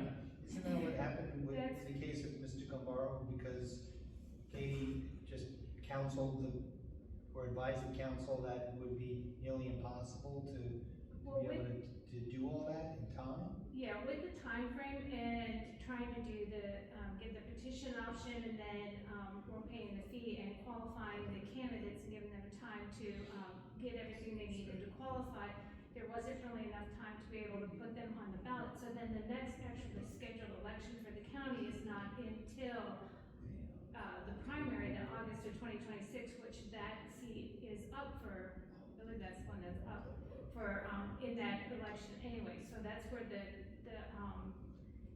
inconsistency, where the problem lay, where you may want to try and look at if something like that situation should happen again, because it's very easy for someone to say, oh, well, I'm going to step out at this. And until you actually receive a resignation, someone can say they're going to step out, but you can't do anything until someone actually submits their resignation, so you know that they're actually resigning. But to Mr. Martin's point, if we had the other language in there about special primary or any available election, then it could have been accelerated. They could, yeah, if you make sure that the council, because it's really only the mayor, I believe. Could use right. Exactly. Yeah, to be able to schedule, you can schedule a special election, if you make sure that you put in the chartered language that says the mayor and the council that the city can schedule a special election at any time, and then you can work and figure out when you would wanna have that election and the time frame to get everything done, that you could work with Supervisor Lenhart and everybody like that. It's a special election, the city would have to pay, but that would be something that you could make sure you put in, and that was one of the things I think that was the conflict, was that there was nothing that said for council to fill the seat with a special election, just to fill the seat for the mayor election. Mr. Chairman? Yeah. I guess what I'm really getting at is that there's a date certain, right? Even if it needs that compliance that you need, the time for Katie's office, your office to get everything in order, time for candidates to show up, time for candidates to raise their money to pay or get their signatures, but we tell them that there's a date, right? And what that does is it makes the people of the city that come to the meetings realize that something's actually gonna happen by a date, as opposed to just appointing someone to the end. And that takes away a lot of angst and a lot of the arguing and a lot of fighting and a lot of this, it just really does. So I think that's the important part. However, the legal portion of it gets done, just, they need a date, whether it's the March meeting, the primary, the general, it just needs the date. And people won't mind watching an appointed person for 6 months. People will be accepting to that. But they're not gonna be accepting as we had just recently with the recent appointments. It's just too much. That's my, thank you. Yeah, in this case, we could have used the March election for CD6 to fill that seat, if that had been, if the charter had been changed by then, so. That would have given Katie plenty of time. Yeah, and that was my point, to try to make sure that we only have elected, appointed officials for the minimum amount of time necessary until we arrange to elect somebody else to replace them. Okay, so with all the changes that we talked about, they shall delay the appointment, if they're going to appoint, that open seat can go on to any of those county elections if there's time. Then the final question, which, Susan just talked about, is at what point does the city have to schedule a special election? And what should force that special election? So it's there's an appointment and the next election isn't for, 2 years out. What are the criteria that you could see as forcing the council and mayor to call a special election to fill that seat and in what time frame? Mr. Chair, would that not have been what I just kind of said before, was, even what Karen said, that there's the qualifying period, there's the amount of time that the elections office has to have, that requirement, whatever that requirement is the minimum window. From what I understood, there was the seat that keeps getting referred to. It was outside of that window, but too close to that window to get the signatures, but it could have been paid. Could have paid the qualifying fee, but that was a high qualifying fee. Yes. And so, But the charter, if you read the charter will require, there's no provision in the charter, if it's more than half the term to go, there was no provision in the charter to say, well, we'll just appoint somebody for the next 3 years. right, okay, so here we're talking about not even let's go outside of the 3 years. Just let's say it's going to be a 2-year period. But when you back up the numbers like that, you still run into that issue of qualifying signatures versus money, and if there's not enough time to get enough signatures, and one's ability to pay to be able to run in that short little race to election day.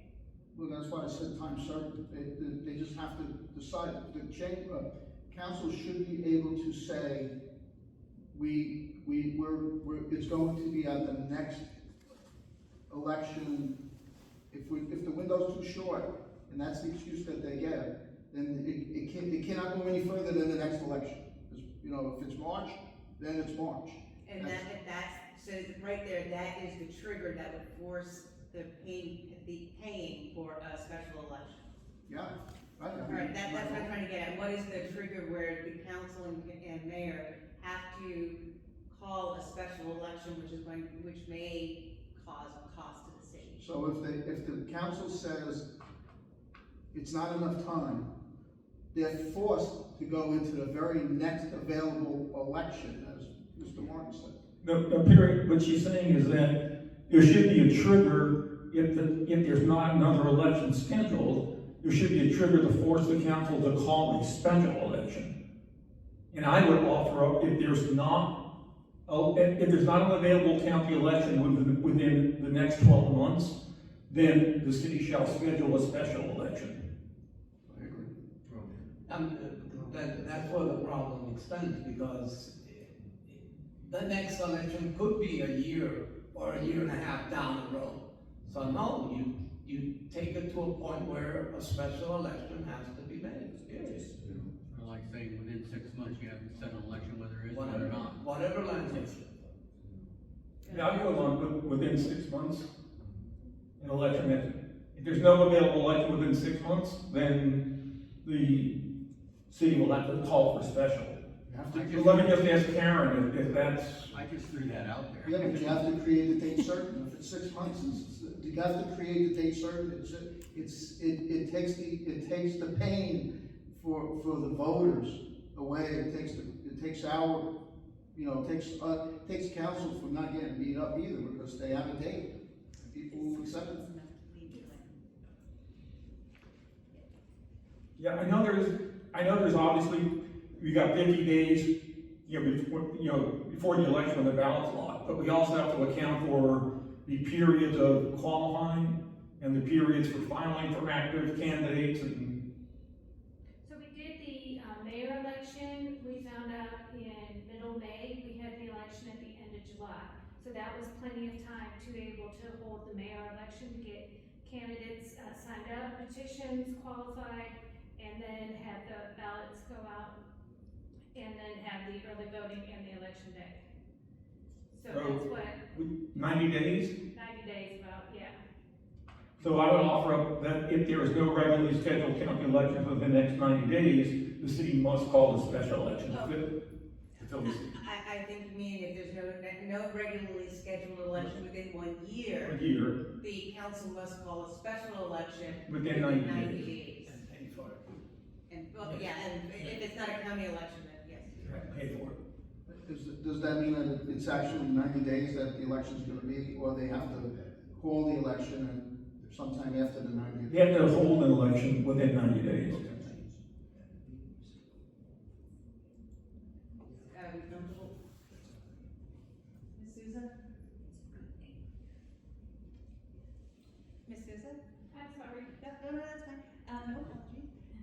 So 90 days, they call an election, in 90 days you're gonna have an election, that would give people enough time to say, all right, I'm gonna run and get signatures and.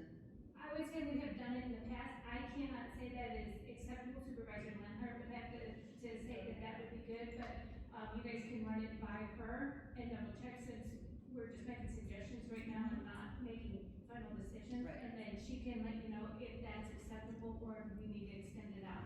Yeah, so like a 3-4 month period, but because for me, the 90 just sounds very confining, like, so I could see like within 4 months, an election, a special election. I'll email Katie and get her ideas so that we can we put an X in for between X days, and then we'll see what Katie says, and if she feels comfortable with 90, or if she suggests 120 days, then we can change it to that, if that's acceptable to the committee.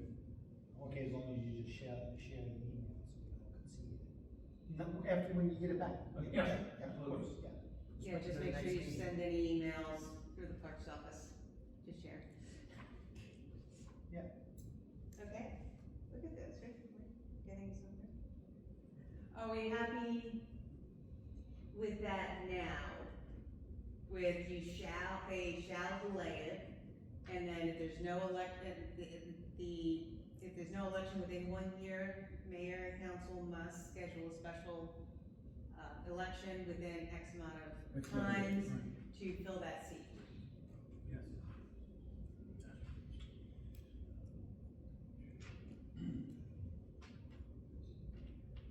What about an appointed person? So that section right there, within 6 months, and so they may delay the appointment. In this instance, we said that they will be delaying the appointment, so there's nobody there. What happens for the situations where it's outside that 6 months and they make an appointment? Then that person goes to the regularly scheduled. The next election. goes to the language you just had, with Okay. the next election or special election. Yeah, the next county election scheduled special or primary. If he wants to keep the seat, he's gotta fight for it. Okay. I do think it should be, done in such a way that the last sentence, I think, is important. You still need to make sure you come out of it with staggered district seats. Yes, Yes. definitely. Yeah, and it's just to fill the remaining of the term in that office. Yeah. Yeah.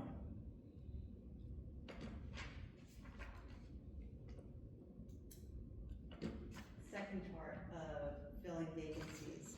If for any reason other than a recall or assuming the office of mayor, a vacancy occurs in the office of any council seat within the last 2 years of a term, the office shall be filled by appointment within 90 days following the occurrence of such vacancy by the majority of the council.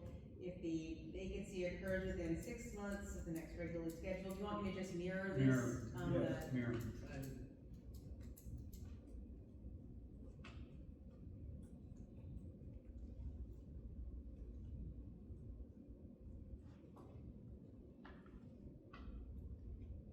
Okay. Are we good with that? 3, if vacancy occurs as a result of a recall petition, such vacancy will be filled with special election as outlined in Article 7, which we will get to.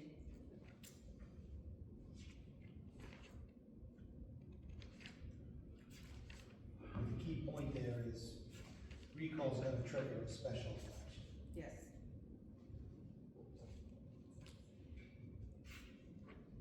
And then, any person appointed to fill a vacancy on the council is required to meet all qualifications for the office.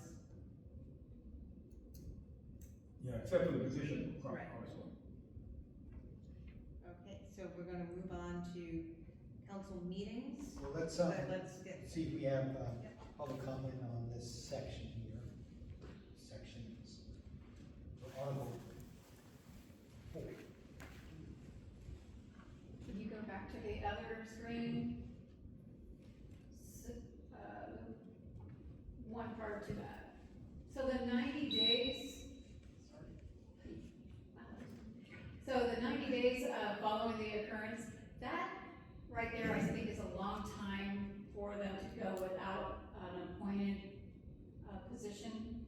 I think I read it somewhere in a previous charter that it was 30 days, or Florida statute or something, it was 30 days? It was 30 in one of the previous charters, yes.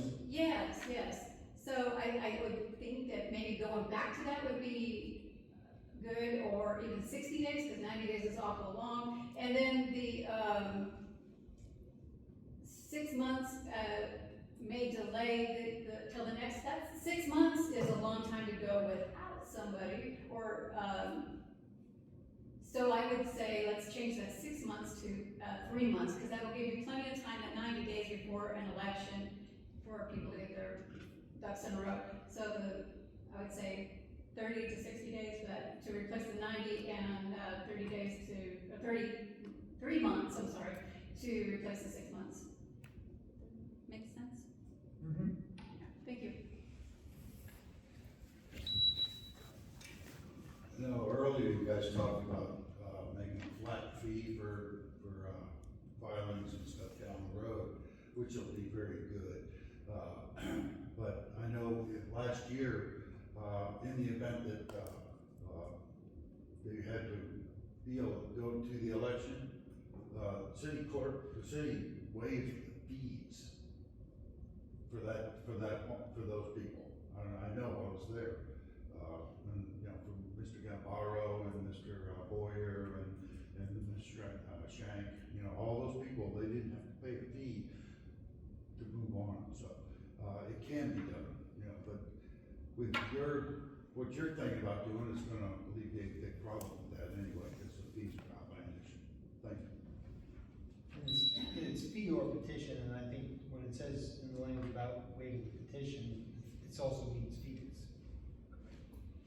I'm not sure they had time to do that, because the charter is the charter, but. So I just have a real quick question about the recall, because is it going to get, if you're doing if for some reason the city decided they were gonna recall on a council or a mayor, or on the mayor, right now, does this say that you're just doing one recall petition and then you're going with the special election, or are you going with the Florida statutes? Because the Florida statutes is 2 recall petitions prior to having it get put, then you have to have an election to see if you wanna have an election, and then I think it's something with, you have to have then have the election. So I didn't know if this is going with the statutes, or if you're doing your own set of recall, notice in the charter. I think we need to look at Article 7 here and see Yeah. the procedures. I wanted to just make a comment on the 90-day appointment within 90 days. You have a couple of things there. First of all, you have to, once you, the trigger date for the vacancy is the vacancy, and then from there, you have to publicize the process for applying. And then there needs to be time for the council to read all the applications and do whatever vetting that they want to do. And then from there, you have notice timeframes for public meetings. So I don't know, I understand about the 90 days, maybe 30 days might be a little short to do all that. So, just again, something to think about in terms of. Mr. Chairman, can they say within 90 days? Would that? I think it said, that's what it said, I mean, within 90 days. Yeah, it says within 90, Yeah. so they could do it quicker. And I agree, you want to do it as fast as possible, but I think 30 days might be really difficult to do. Can we compromise on maybe 45 days? I think within 90 or within 60, maybe Yeah. within the 60. I mean, their incentive is to do No, I within the 90 days, so Yeah. that's pretty, I mean, it answers Gene's question. Yeah. Okay. All right. So was it gonna be within 60, 90. like keeping it at 90? They have to do it before 90. Okay, Sooner the better. all right, no change there.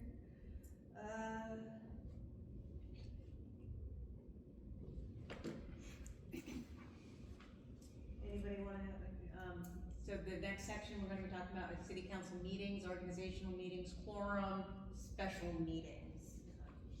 Should we comment on that first? Yeah, any comment? Well, yeah, let's, any public comment on section 8?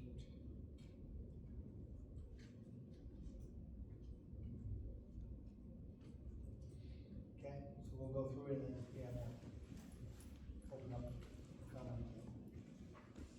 Okay, so, Are we staying with one meeting? Because earlier we talked about two.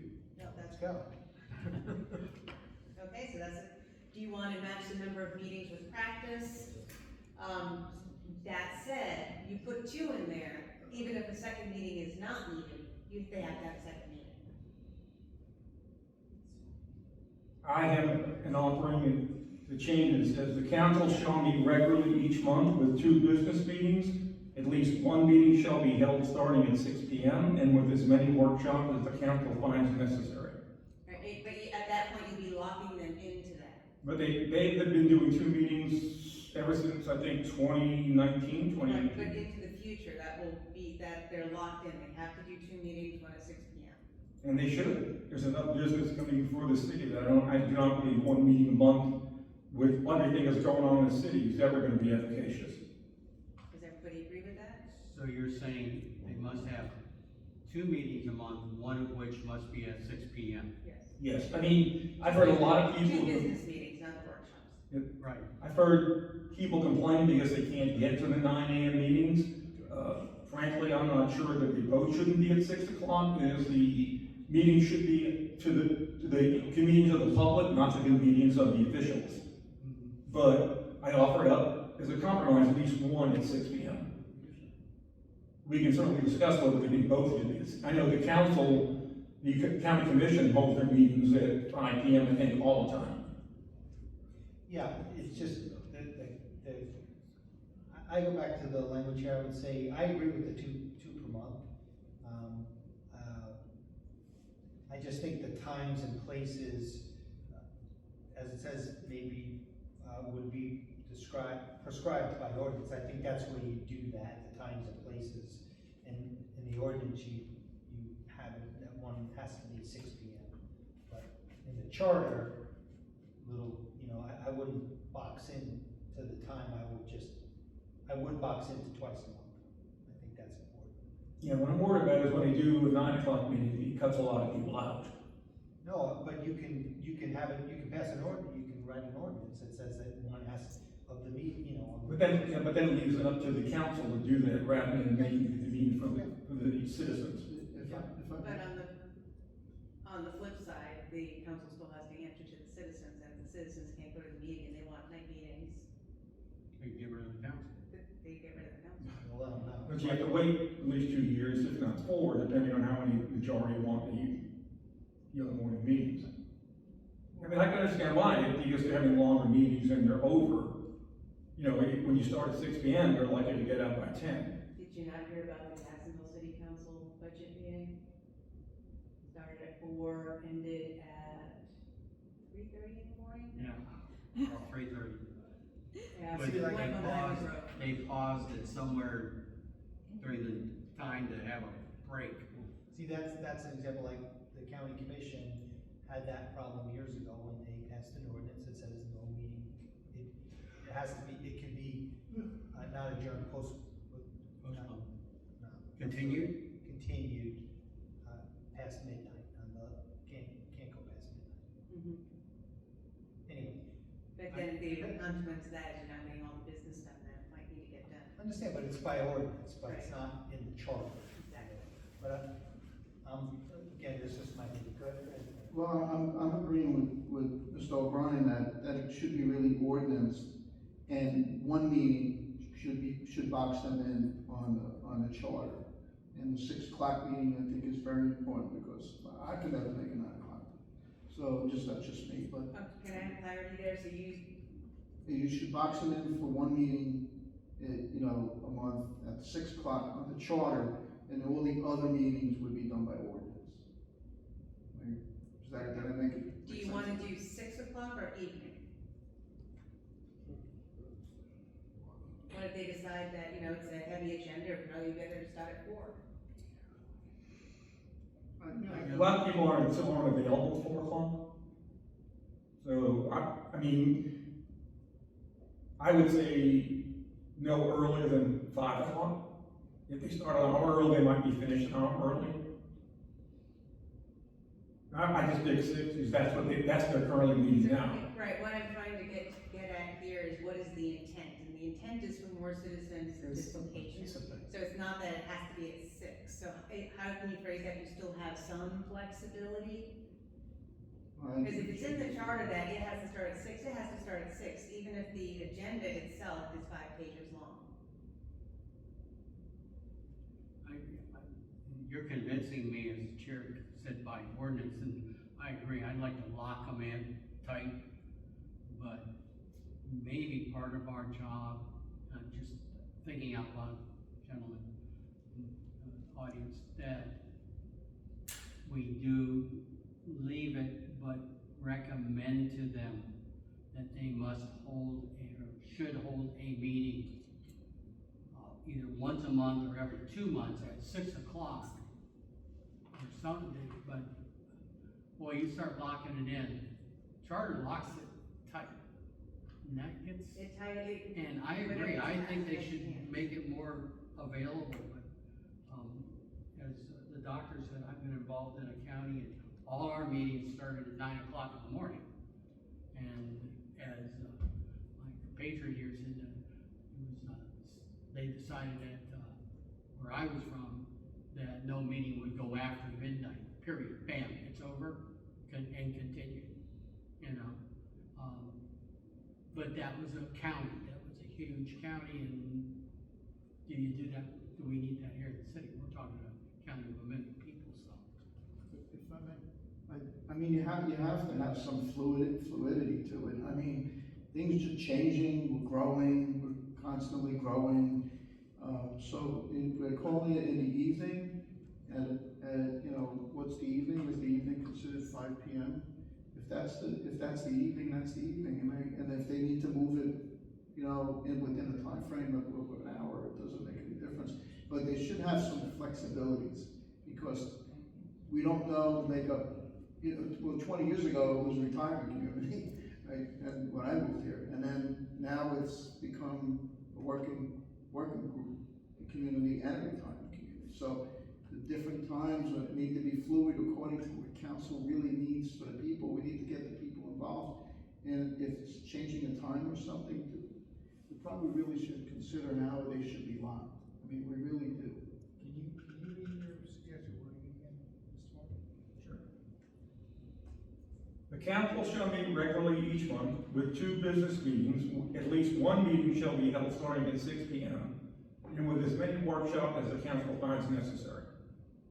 So you're saying they have to have 2 business meetings, not just 1? 2 business meetings. One at 6 o'clock. And one, at least one, they can, Or you can say evening, if that makes it more flexible. Yeah, there is like a definition of, I think 4 is not the definition of evening. you know. Like 5 on. Or if you want to give us flexibility, we could change it, at least one meeting shall be held starting no earlier than 5 p.m. Which gives them the flexibility to hold it at 5, to hold it at 6, to hold it at 7 if they wanted to. If that's more acceptable. Is there comfort there? Can I ask Mr. Chairman a question? If you have 2 workshops, right?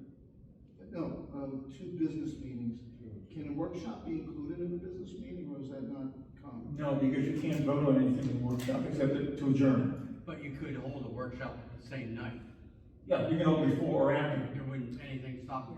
Saying we're stopping our business meeting, or we're gonna have a workshop first, then go into a business Well, meeting. you can announce the workshop, you can notice the workshop, and then a special meeting to follow the workshop. Mhm. Right. What happens a lot. Okay, And then you can do business at the special meeting. I just wanted to clarify. Just for your clarification, Oxford Dictionary, evening, the period of time at the end of the day, usually from about 6 p.m. to bedtime. Now that's from, I don't know what bedtime is. I have very short evenings. I just thought I'd look it up. But if that's more acceptable, starting no earlier than 5 p.m. Sure.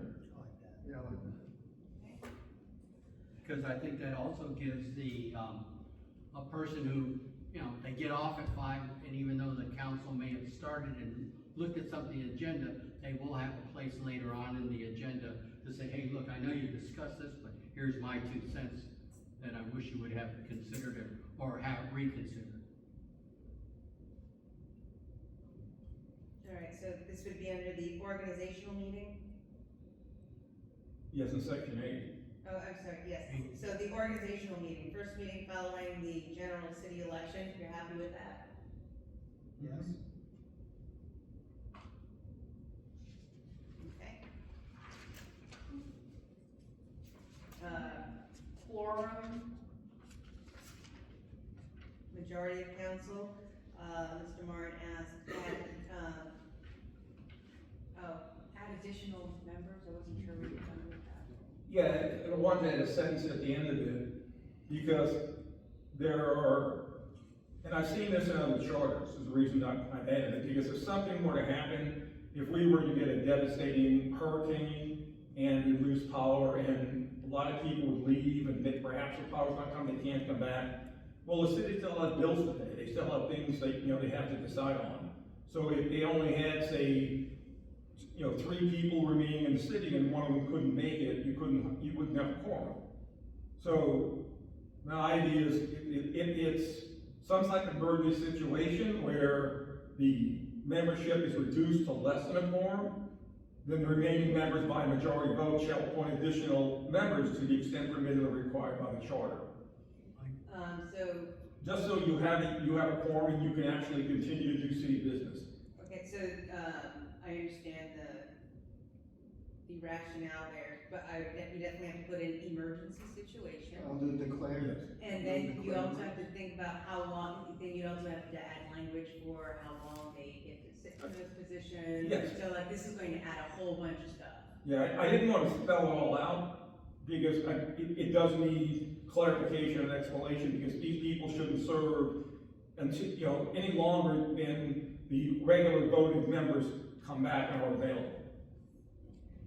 So it would just be an emergency procedure, so that if they didn't have a quorum, and let's say only 2 members were available, but you still had bills to pay, you had, contracts that had to be signed or anything else. When you say emergency situation, are you talking about emergency situation on the agenda or a state of emergency emergency has been called, and that is the trigger point to allow A council. state of emergency, it's called, in other words, where they announce we have a category 5 coming, we recommend everybody in the city evacuate. Some people do, some people don't. But if you still have a scheduled meeting, if something needs to be paid, if something needs to be, voted on, and nobody's here to do it, then, that might cause problems for the city. If you have a payment that has to be made, or you've got a loan agreement, you've got a grant, that you're gonna lose the money if you don't, vote to either approve the grant or approve your section of it, how much you're gonna match in the grant. There are things that are really time essential. Right, but but are you talking about in a called state of an emergency? Yeah. Because you can have emergency legislation, which is different than No, I'm talking about in a called state of called emergency. state of emergency, that has to be clearly, Yes. okay. Can I add to that? So if it's a declared state of emergency, generally the mayor is the one that signs off on that. Should the council give the mayor duties which would include continuing the city's operations, including paying bills, salaries, so on and so forth? Should they not be specific to say what the duties of the declared emergency would be, so that this way here, in the event that there is no quorum for weeks, a month, maybe a month, that the mayor can continue to operate within that realm? Should we not include that in the charter, make it very clear? There's a section It's in under the the powers charter, of the mayor. there's a section of the charter in that, I'm trying to find it, but it talks about emergencies and, emergency appropriations, but it's, I think it actually follows state law. I remember reading it. But it has to do with. Okay, so it's on, Declaration. it's section 4, Article 4, Section 4, the mayor's powers. Have the power to declare an emergency situation, have the power for service of processes, execution of contract deeds and other documents, have the power to represent the city in all agreements and all of the governmental entities. So it would fall into that. It's not clear. No, there isn't clarity there. Do you have a slide on that, Stan? No, that was from the last meeting. Okay, that's what I read my chart copy at home. It reads, in addition to the regular powers invested in any other council member, the mayor shall be recognized by the governor for purposes of military law, have the power to declare an emergency situation, have the power for service of process and execution of contracts, deeds, and other documents, have the power to represent the city in all agreements with other governmental entities or certifications to other governmental entities that the council has approved.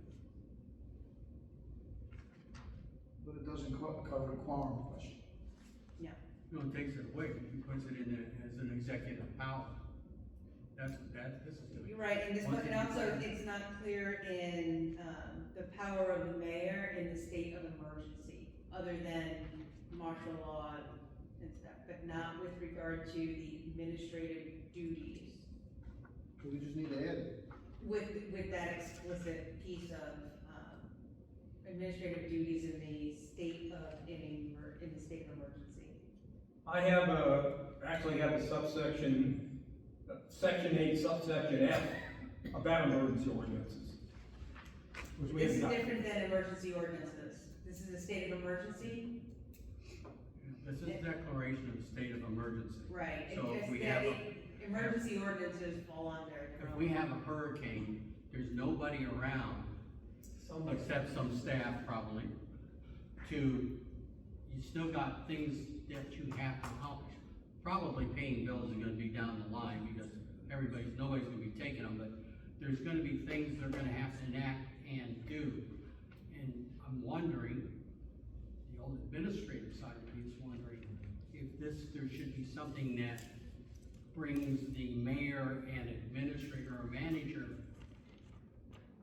and finance director together. So I have no trouble, because I've had great mayors in my career. I've had some tough ones, but great ones. In the state of emergency, they basically came to us as accountants and staff and said, keep me straight and keep me going and tell me what we need. And then we go, and he would enact it under it. But some people may not want to have, I don't have any problem with the mayor having that in a state of emergency. You need somebody to take leadership. So it's a hard one, but some people might say, well, do we want one person leading the charge, or do they have to be a do or triumphant or whatever? I'm fine with it during an emergency, and I've been under an emergency for well over 6 months in one place, and the mayor made the call, but we were able to get our council back within that 6 months. But the mayor was under no obligation but to carry it out, but he got his council back and said, let's go, we've got things to accomplish. So. Yeah, and then with, I was serving during COVID, and there were, the state of emergency, and there were certain things the administration could do without having to get council approval for expenditures, but then had to come back, so retroactively get the approval. I like the declaration that you referred to emergency, then later on, I've read that paragraph you want to add. We may need to talk about, get that fleshed out nicely. It's kind of a good idea. Yeah, because it authorizes emergency ordinances once the council is out. I'd rather have the council establish an emergency than the mayor. Because it's more representative of democracy. Can I throw another monkey wrench in the whole thing? Yes. So, that specifically speaks about the mayor. Well, what if the mayor is incapacitated and even the vice mayor is incapacitated? How does the city function beyond that? I think to your point, the city manager and the finance director, their job is to continue the back office business of the city. But when it comes to city council, who, and I don't know, maybe Donald, you could say, you may have some experience with the county, but if the mayor calls for a state of emergency like any other, when we have a hurricane, the old mayors do that, right? But the mayor becomes ill and is unavailable, and the vice mayor jumps in, but suddenly something happens where the vice mayor is unavailable. What happens? Who's the next in charge? What's the most, we don't have that in here. It doesn't, and I know it's Far out there. far out there to think that, but this is the only time we're gonna fix it, right? So we need to put it in now, so it's in there. Whether they ever use it, we don't know, but it's not in there, so we need to make it really, that's my monkey wrench, okay? So let's give lineage to it, so that we have it. So we need something like, in the event of the non-appearance of the mayor and vice mayor, the remaining council members shall appoint a mayor pro tem. I think that's actually in the language somewhere. Yeah. I think so. And Yeah, it's in the section of the. progression, if somebody isn't here, I think it's already in there. Ranking member for In the absence of the mayor and vice mayor, the remaining council members shall select a council member to serve as acting mayor. Okay, but let's make sure it's in the quorum part, where it's built in, so there's direction. Well, you refer to back to it, just say as, Yeah, refer to it. as section so and so. With regard to what part of the, I need clarity on why it would be in the quorum part. Because they won't have a quorum. Right? If three of them are out and there's only two left, there's no quorum. How are they supposed to operate? You have to say, mayor's not here, vice mayor's not here, seat 2 is not here, but 1 and 3 are here. Right? So you have to. Well, that's why I offered the suggestion they could temporarily appoint council members in the absence of a quorum, so they would have a quorum, they can continue to do business. I'm just saying it needs to be specific in the quorum. You may have to revisit that one.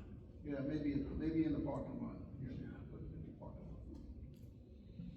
Big parking lot. The bucket.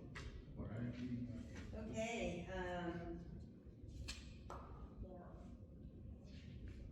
so we'll work on that one, but we have we know what the issues are that we're going to try and solve.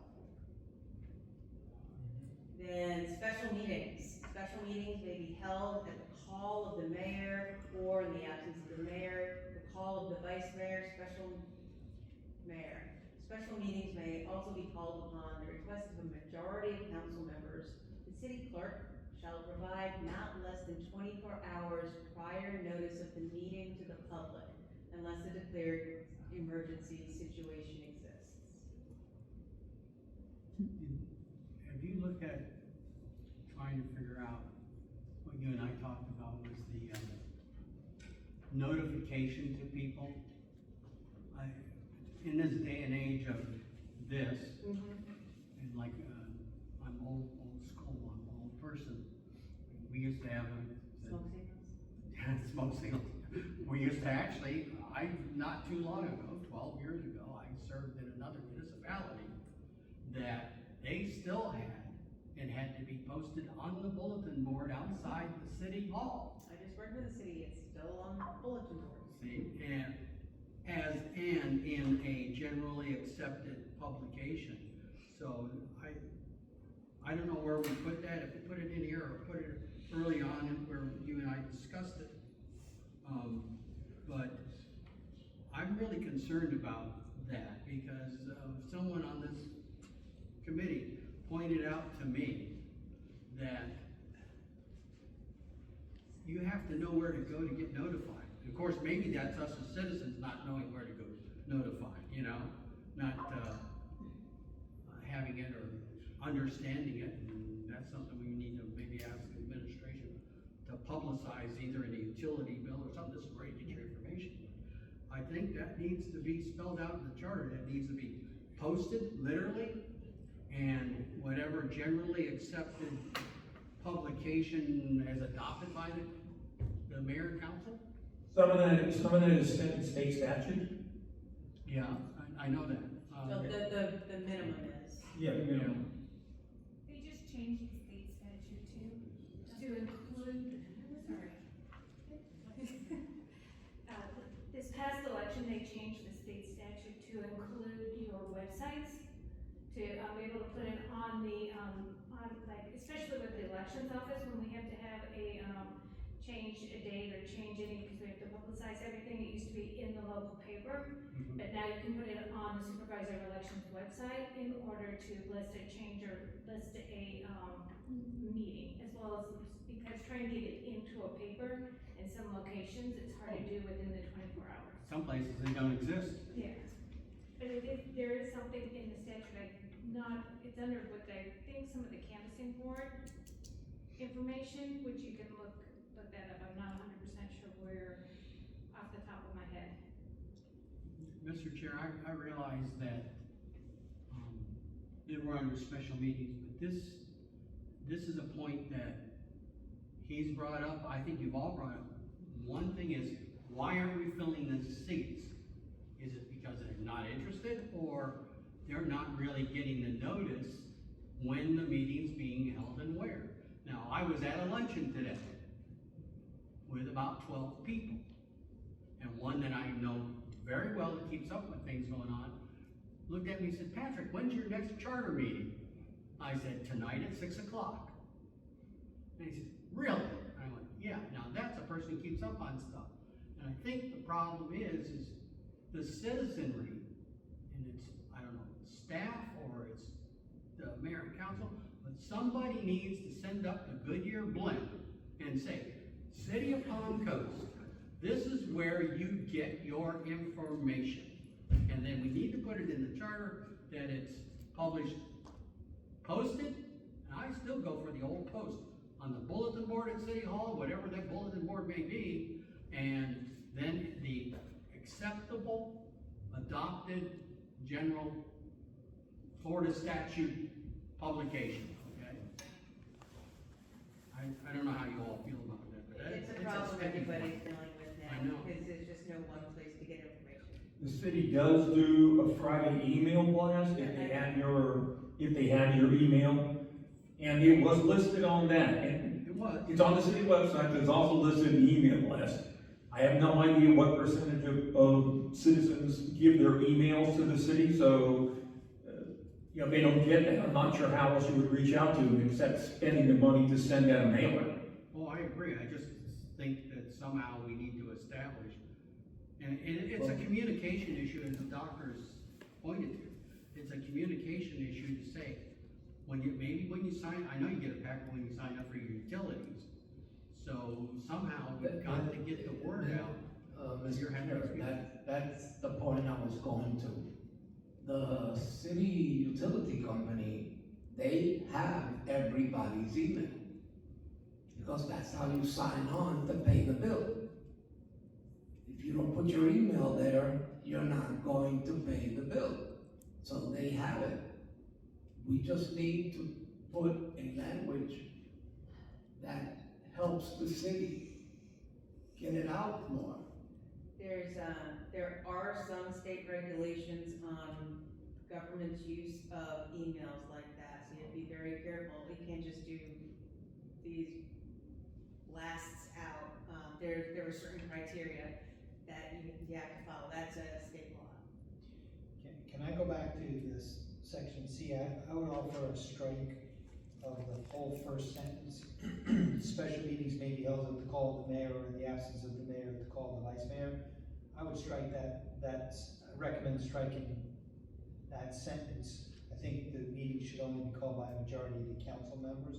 I think it's a power the mayor doesn't need. If we're, you know, as a council member, I would not want the mayor to be able to call a special meeting, and I wouldn't have the right to do that. When we're elected, we're elected the same, and our vote is of equal weight. Just a suggestion. It's not an emergency power. I like it, and then if we do that, then we need to take out word in the next sentence where it says, may also be called on request of the majority of council members. Just take the word all out, but I like it, I agree with you, it should be the council calling special meetings. The special meetings will be called by a majority of the council? No, just special meetings may be called. By a majority of the council. Yeah, instead of may also, I think what Mike is saying is take out also. The only option is a special Well, meeting. instead of may be called, will be called. Well, no, because special meetings are optional. They may be called, not will be called.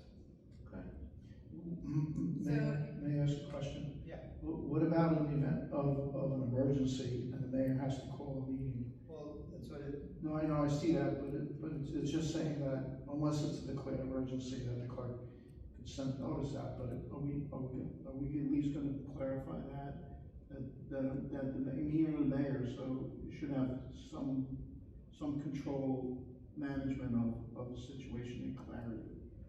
Yes, it should say, Refer back to declared emergency. refer back to the clerk, but that's the only time that the mayor should be calling a meeting. And I agree with you on the rest of it, totally, should be by a majority, but in the event of an emergency, sometimes the mayor or the vice mayor, okay. Yeah, I understand. I agree with that. just don't wanna leave it out. However we do that, yeah.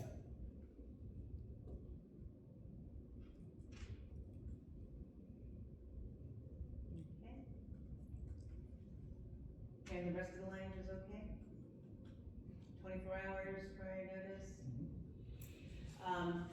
Mr. Martins had a suggestion to add a D here, and that is how members of city council can add items to the agenda.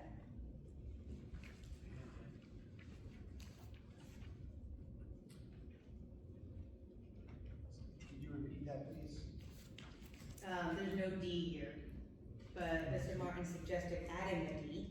I was gonna say, Yeah, there is no D, but Mr. Martin suggested adding a D on how, city council members can add items to an agenda.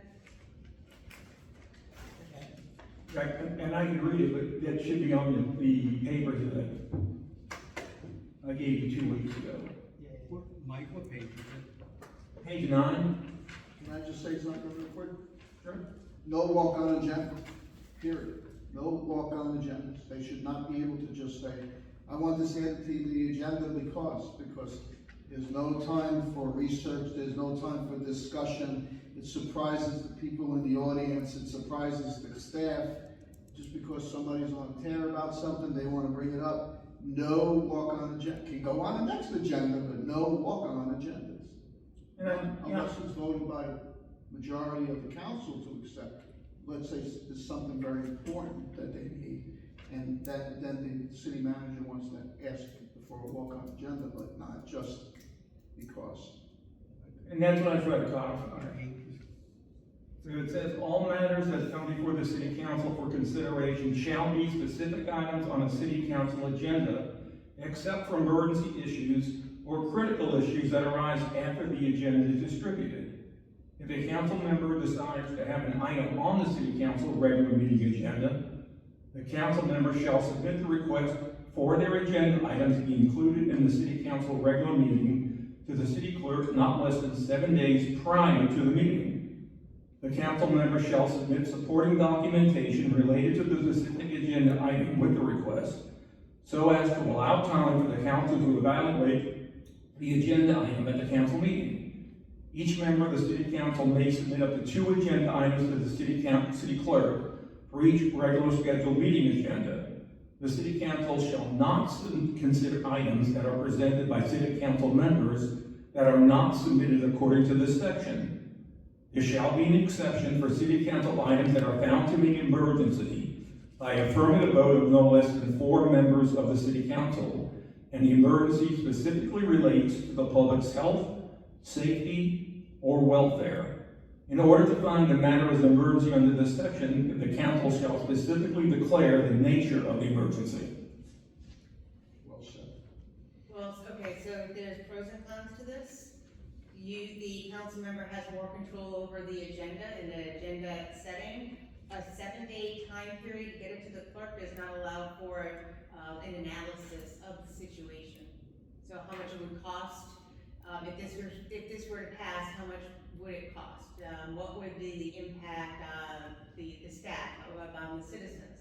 7 days does not give staff enough time to provide that information for council members, the other council members, to make an informed decision.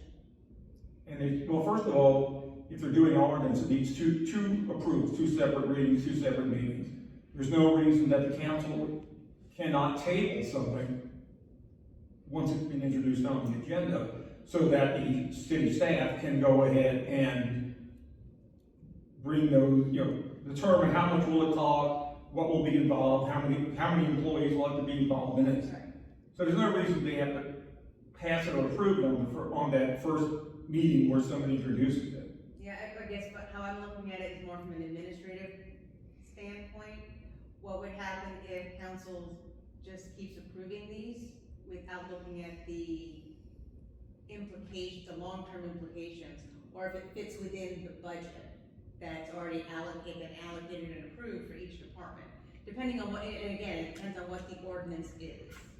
So it could go awry, or it could just be, this is an ordinance that for some reason I can't get it on the agenda, and it needs to get on the agenda because I have citizens who have this issue. This is your discussion, but I would say that would definitely for a workshop, but I don't know about a business. I could see there being complications with a business meeting, especially if there's any funds or anything that are attached to it. I would hope that the city council members wouldn't be stupid enough to go ahead and approve something without doing their due diligence or asking city staff to come back at the next meeting and give them an estimate of what it would take or whether it would conflict with, any other city ordinances. So, but Actually, let me go back to the question I posed at the other meetings, and then I could provide more guidance. What's the problem we're trying to solve here? the problem that I'm trying to solve is far too many things have come up with under other business. Yeah, can you provide me an example? So, I can provide you with numerous examples. when the council first voted to give themselves the raise, they first raised it under other businesses. I was at that city meeting, it was a 5-hour meeting, and when they got other business, I said, okay, I'm going home. My butt's sore, I've been here long enough. And I walked out, and probably 15 seconds I walked out, the mayor introduced the motion to give themselves the raise. Nobody was left in the seats, everybody had already gone. And what, So that would be, the solution to that would be if it's not noticed, you don't vote on it. You don't vote on anything that's not on the agenda. Other business would be like, oh, Johnny had a great baseball game, things like that, but if it's going to be any kind of a voting item, if that's what the problem is, it needs to be noticed and put on the actual voting, the business part of an agenda. It cannot, new legislation cannot be introduced in other items. That would shorten it up. Yeah, no walk-on agenda, it's no walk-on item, that's exactly what I said before. no item that requires a vote? But from what I understand now, there is no definition of when you can ask something to go on the agenda. There is not.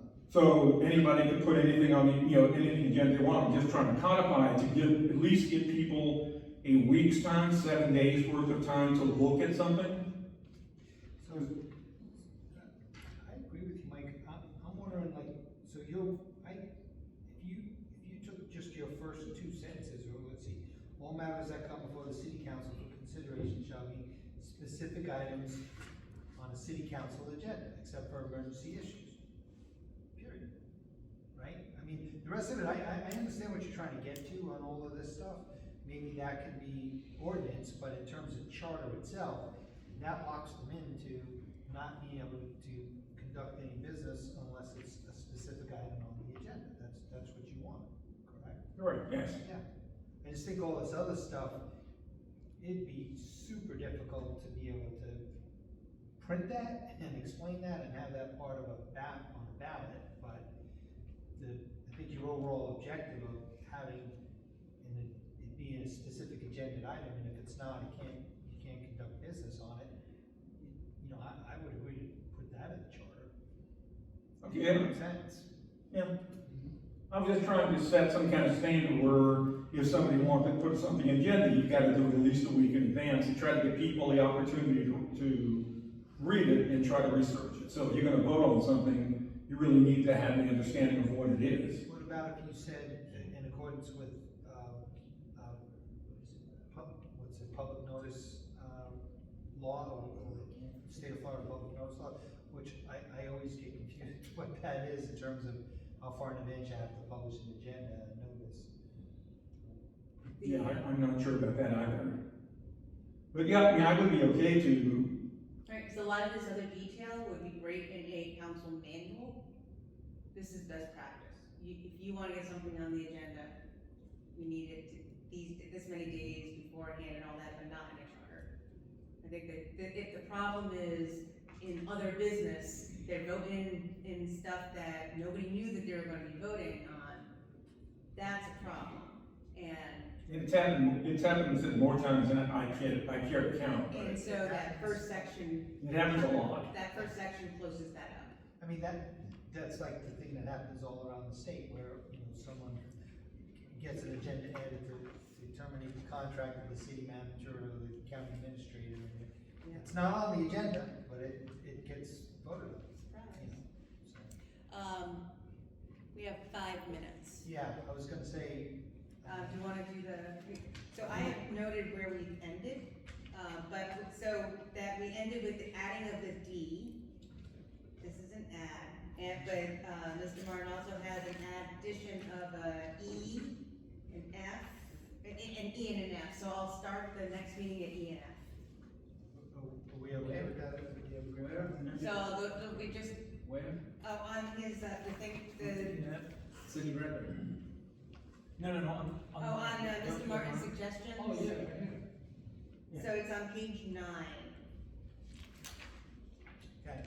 So we will, I'll do like I did today, provide like a quick review of what was discussed here, and then we jump into the E and the F, and we should be able to get through charter office charter officers. Those odds kill me. Should be able to get through charter officers the next meeting. Okay? Can I make a Uh, quick comment? and- Yeah, I'm gonna get the, And then possibly budget, so I'll also have budget report. okay, so we'll open it back up for public comment on this last section we were talking about, or anything else that anybody would like to bring to the commission. You have great ears. To go back a little bit on, does the city of Concourse have a way of us signing up for an alert, for notifications? So if there is something, an emergency or something that we can all get an alert through email or text message or something. Also too, special meetings, to avoid sunshine violations for a special meeting, how can a majority of the council members call a meeting unless they were conversing behind the scenes, which is, a sunshine violation? They would call it in a previous meeting. Yes. It would have to be called in a meeting. Okay, if we could specify that. Otherwise, like, Well, it's the only place you can vote on anything is in a public meeting. Probably knows public but meetings. if they're gonna, call for a special meeting, it's like, whoa, so it'd have to be done in a meeting. and- Correct. You're thinking about an emergency meeting, and that's what the mayor does. Gotcha, thank you.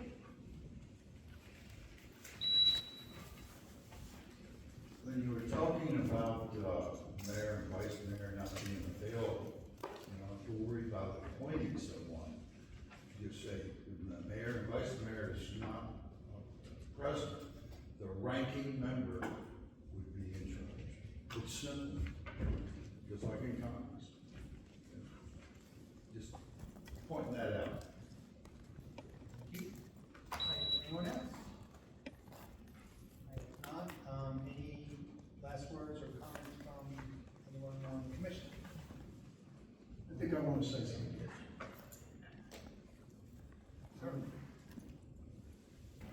I'm on this, committee for the benefit of the greater good of all the members of all the people that live here in the Concourse. I've been attacked tonight. I'm being filmed and I'm allowing it. I'm not asking it to stop doing it because I think when Chief does send this information out, it's helpful to everyone who can't make it here. But I don't appreciate being accused of something that I didn't do. It references some swale work that was done in front of my home and my neighbor's 2 empty lots by a crew that showed up to do work. But I made a very nice comment on the city's website, and then I got attacked by the woman she's talking about that says that because I am on this committee that I got a favor. Well, don't discredit me. My business was brought into the discussion. I don't know what that had to do with it. So, if people want to just get up and say stuff like this, there's a certain point where I have to say, no, I'm not resigning. I'm here for the greater good. I'm not here to listen to people lie and say things about me or this committee. So, going forward, I just hope that whoever comes to speak to the good of what this committee is about and not make stuff up, because that's what happened. Don't accuse me of making up stuff. I have receipts. Thank you very much. Well, your receipts are whatever they are. Okay. They're not what I said. They're exactly what you said. They do not have anything to do, I understand, I'm sorry. Right. But I mean, let's just get up and say. All right. Take a motion to